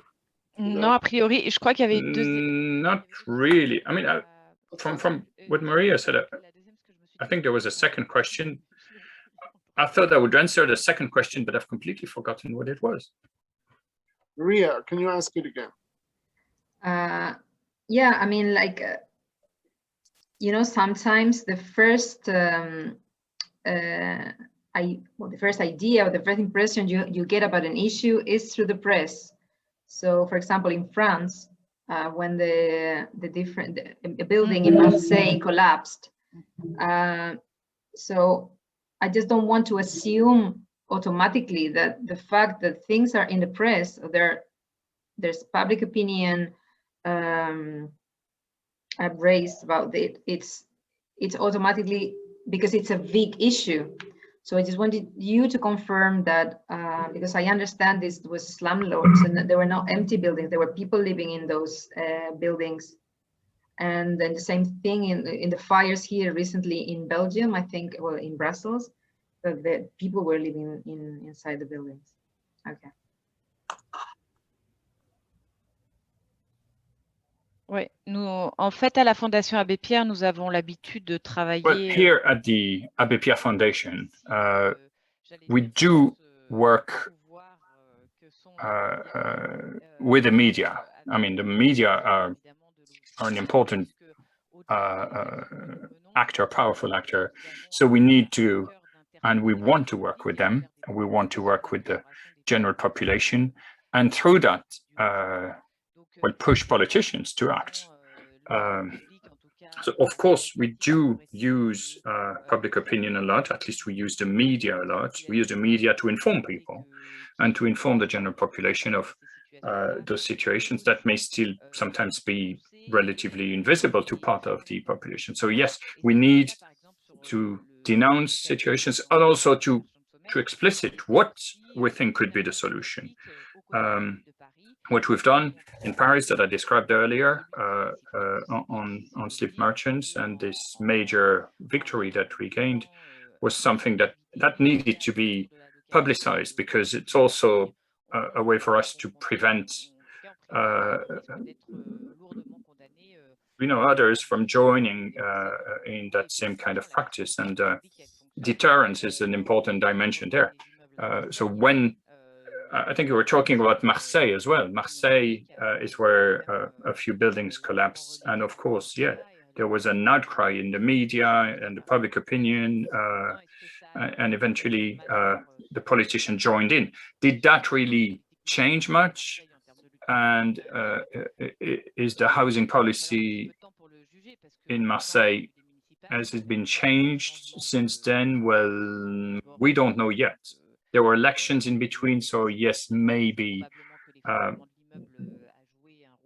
don't know if people somehow voted taking that into account, and I don't know if the new authorities in charge of the Marseille municipality intend to do much. But yes, it does matter. Yes, public opinion matters. Very good. I have another question here for Nicholas in the chat. What are the constituent elements of the offense? And I think this is a very interesting question. The criminal offenses, to me, they're a different aspect to what we seem to have in the Netherlands and in Ireland. How is this linked to the tenant? Ok, ben, c'est ce que j'ai expliqué, hein, mais je reviens volontiers dessus. Well, it's what I've explained, but no problem. I'm going to repeat this. This person must be in a precarious or social difficult situation. So there should be an abuse vulnerability, meaning a pregnant woman or illness or old age. So everything item around human dignity. Well, for the penal way, for the other ways, there are no such conditions. The fact that the building is unhealthy suffices. In France, we have 3 conditions, and that's not that easy. So the person has to be considered as vulnerable, and it's the case law that decides, I say, meaning persons that can be the social minimum or with a health problem, so actually pregnancy, handicap, and so on. It can also be the migrants or people that cannot speak French. So far for the first condition. But then you have to prove that the owner knew about the vulnerability. So at the moment you sign the contracts, you need to prove the owner knew about the vulnerability. The second element is the substandard, and it's again decided by the case law. So if we have that kind of decree about unhealthy or substandard, it's quite complicated because some municipalities refuse to issue that kind of decree, because if they do so, they have to act, and they are not able to manage the proceedings and to act afterwards. So that's the reason why it is not always compulsory to have such a decree. Okay, that's very interesting.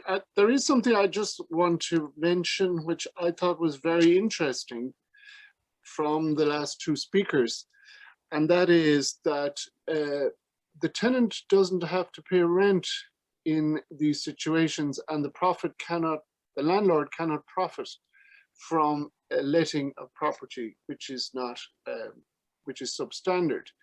Now that's quite an interesting difference between the Netherlands and Ireland, where the tenant cannot do the repairs and then set off the costs against rent. This is a provision we find in commercial tenancies, where the tenant can do the repairs and then deduct from the rents. And it seems to me that in France and Belgium, there's more possibility here for the tenant to not to pay the rent or to deduct the cost of the repairs. Do you want to say something about that, Nicholas or Sarah? Ben, c'est sûr que en Belgique. Eh ben, alors en cas d'inexécution des travaux par le So if the owner does not do the repairs, well, first of all, I would like to mention that if they have a real financial difficulties, they can have public support. But in case the owner does not do anything about the repairs, the administration must take his place and must repair. And because of this obligation, sometimes it's difficult to have municipalities issuing a decree because it costs a lot of money. And though the municipality have the right to get that money back from the owners, they're not sure at all they will be able to get the money they paid for the repairs to be done. So, Nicolas, 3 words about Belgium. So you're right, Pedro. We try to link rent and the fact the dwelling is unhealthy, to sort of have a kind of trade-off.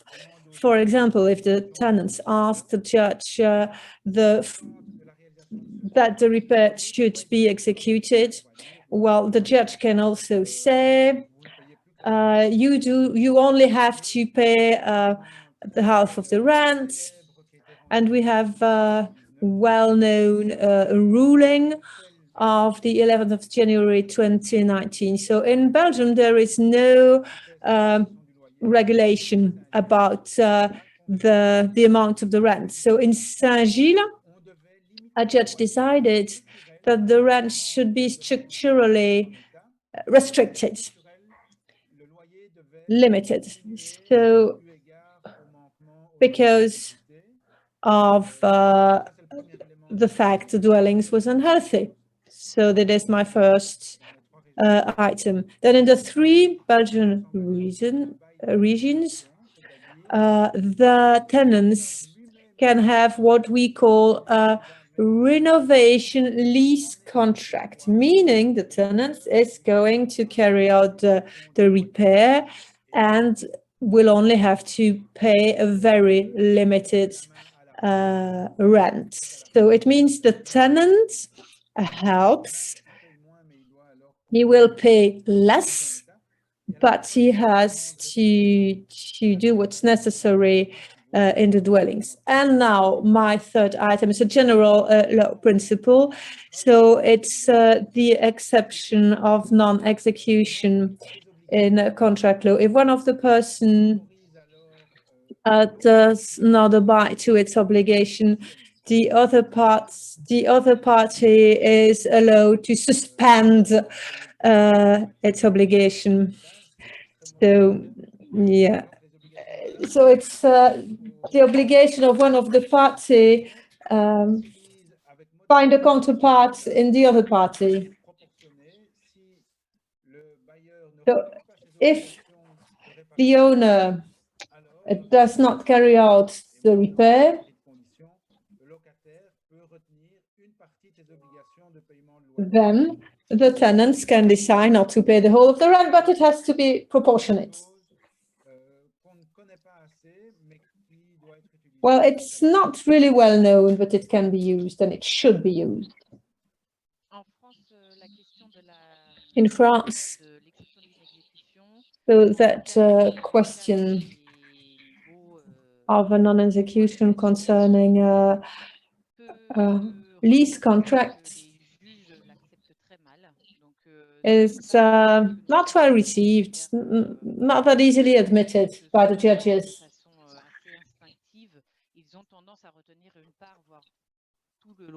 Because generally tenants tend not to pay their rent if they have problem with their dwellings, but we wouldn't advise them to do that because the judges generally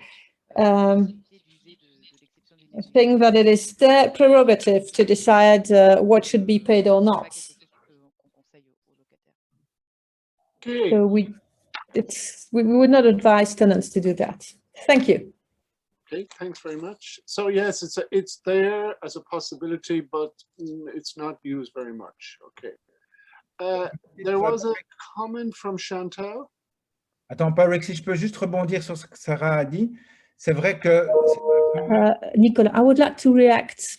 It cannot really be a unilateral decision. In Belgium, we advise the people to put the rent on a separate account, bank account. So just in case the judge would not agree to say, well, the money is there, and from the moment the conditions are fulfilled, where we could pay. So it's precaution, I'd say. Okay, thank you very much. Michelle, did you want to respond? So yes, I would like to respond. So thanks so much for all the interesting insights from France and Belgium. And I discussed only the administrative regime that tackles rogue landlords. Of course, in the Netherlands, there's a rent tribunal as well. And if there's a case of substandard housing, tenants can go to the rent tribunal and can ask to lower the rent and even to allow them to not pay the rent anymore. And it happens quite a lot. So there is an online website. You can find all the rulings, even the exact addresses online where the tenants have complained or the residents have complained. I know that there are several teams in the Netherlands that help tenants to go to the rent tribunal. There are even commercial enterprises, so companies that help them and then get like a fee if they get a lower rent. Of course, in vulnerable tenants cases, situations, that's still difficult. So people are afraid to go to the rent tribunal because they're afraid, for example, to lose their contract, right? So because it's a temporary contract, but still it's used. So there are like every month there are like hundreds or maybe even thousands of cases published on this website where they lower the rent because of substandard housing. So that happens a lot. But I didn't discuss that because I only had like 15 minutes, so we have to focus, right? Sure, it's a big topic. It's quite a big topic, and I see some messages there from Beatrice and Chantal. Do you want to comment personally or just in chat?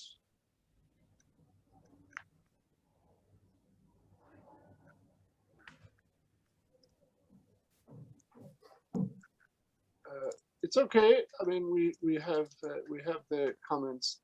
I want to move a little bit now to say what can we draw across Europe from these presentations. And we see, obviously, we have a whole number of levels. We have administrative, we have regulatory, sometimes regional and local, and we have criminal. And we see that the criminal is the least used. It's a deterrent. I don't know of any situation where landlords have been sent to prison. Is there any situation where a landlord has been sent to prison? for poor standards housing? In Belgium, yes. You're nodding, Nicholas. Oui, oui, ben, c'est ce que j'expliquais tantôt. Il y en a Yes, pas I mentioned it. There are not many cases, but we have 5 to 6 convictions a year in Brussels to imprisonment. Yes, yes, it happens. But if it's the first conviction, the owner will most probably have a suspension or whatsoever. So a measure. So, well, I use imprisonment, but actually it's conviction to imprisonment, but it's very first time you won't go to prison. But it can happen. It's not that exceptional. In France, it happens more and more often because there is a lot of interest of the public opinion. So that's a reason why landowners,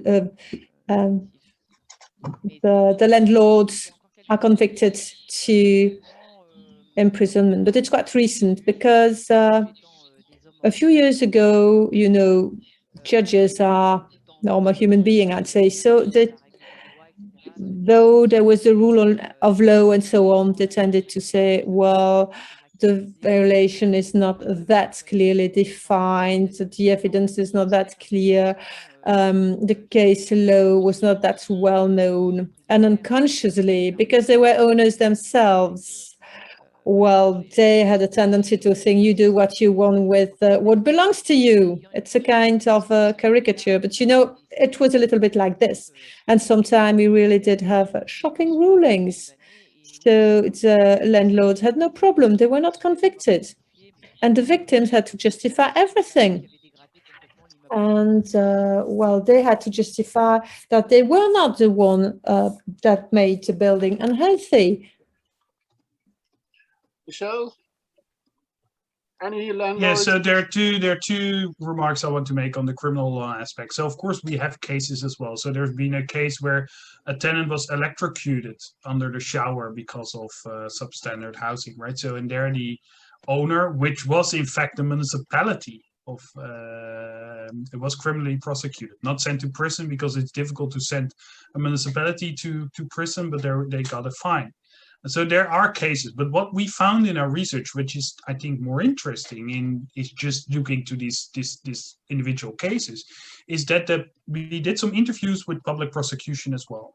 And what they said, now you shifted the focus to administrative law, tackling so local authorities tackling slum landlords. There is no need for us as public prosecution service to do anything anymore because now local authorities can do all. So we saw that there was like a very relaxed attitude at the criminal law. So we do like murders and theft and stuff like that, and local authorities can do the slum landlords.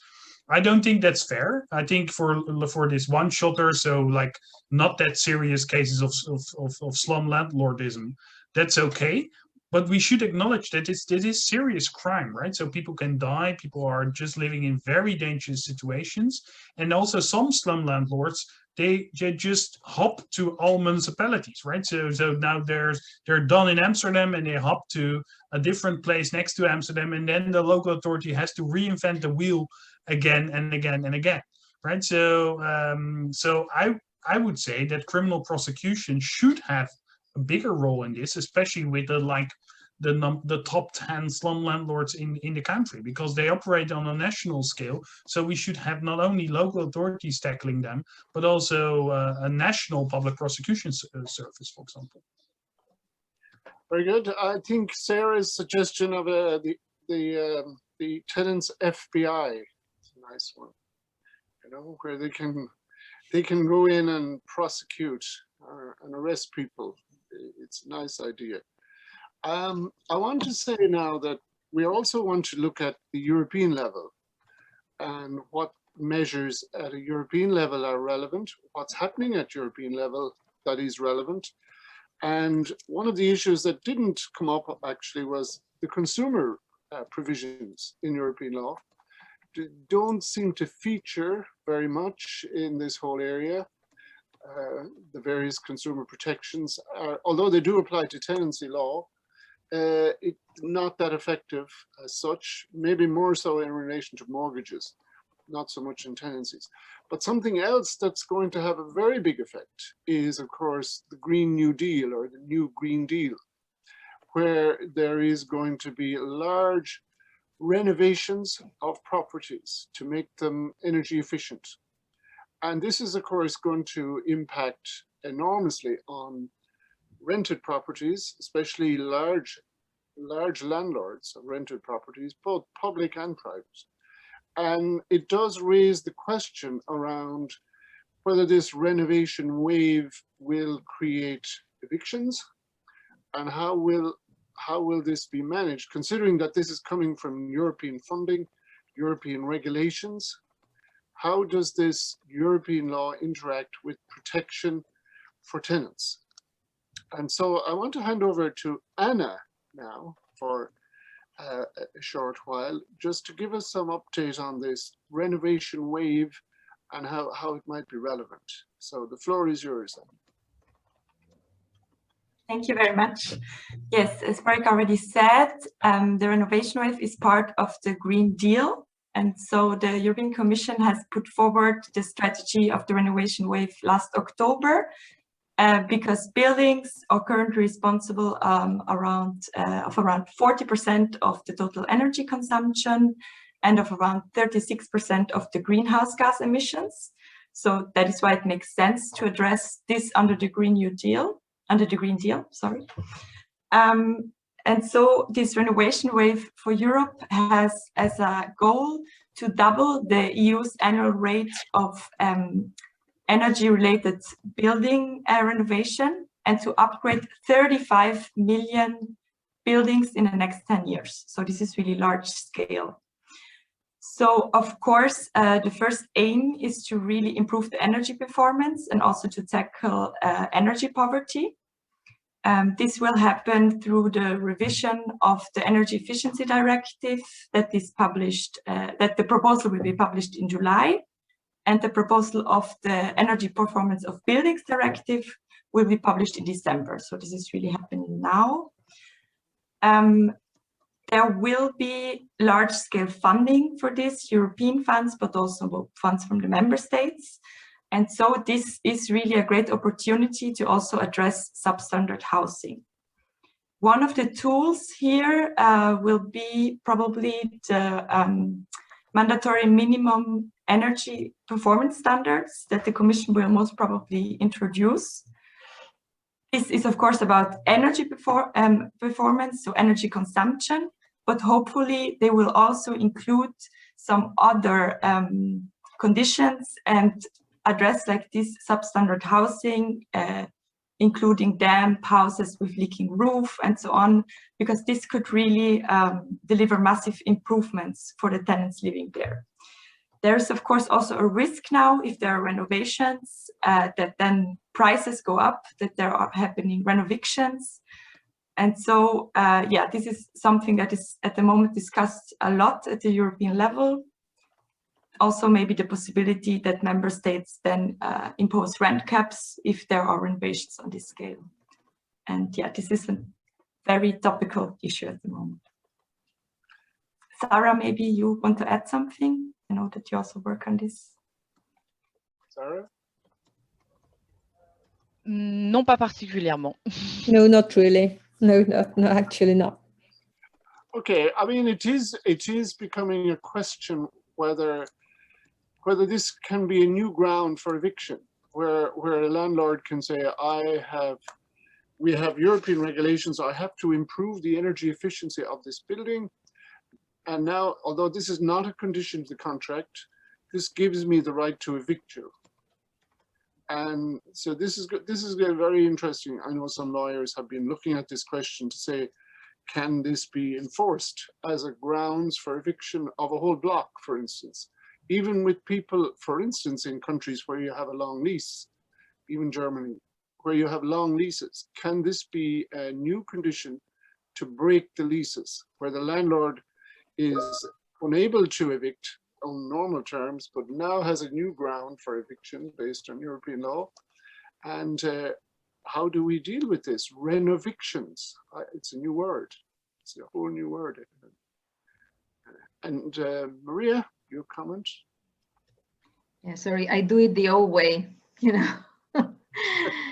Okay, so just to say that we don't want to open a new conversation now, but we just wanted to introduce the topic because it's relevant for us. We will probably organize some kind of debate around this topic. So how that some of the European policies are impacting vulnerable tenants in the future. So we will probably be organizing something in the autumn around this. Okay, so if any of you are interested, just keep in touch with me because we will probably be doing something specific about this. Okay, but we didn't want to miss the opportunity to mention it today so that you know that this is a topic in which we are working and that is very, there's some concern. And I didn't want to say anything more than that. I think if you allow me, Borik and Anna, thank you to all of you for being here, for participating in this workshop. I hope that for all of you that this is a new topic, or even if it's an old topic, but from a different perspective, from the compared law perspective, it was interesting. It's not easy to compare different systems, you know, as Borik has said, you have administrative, you have regulatory, you have the region, you have the local municipalities, you have the criminal law, so quite complex issue. But we thought it was a very interesting topic to address, and that's why we did this study and this workshop. And just maybe you want to say a few words, Borik, to close. We're done, so. Thank you. Thank you very much, Maria and Anna, for that. And just for me to say thank you all for participating in this event. I think it's a really important issue. And, you know, part of the problem is this is seen usually as a national member state competence. And there isn't very much European-wide studies taking place on this. But the great thing is that we're able to compare countries here through this network, which can inform the European Union responses. And the European Pillar of Social Rights does create the space to bring in these arguments in the semester process, for instance, for the Commission to be told about these things, because they're probably unaware of the European implications of this, as it's often presented as a member state competence only. But of course, we know that housing is impacted by a whole lot of aspects of European law. So that's another debate, and we'll have that another day.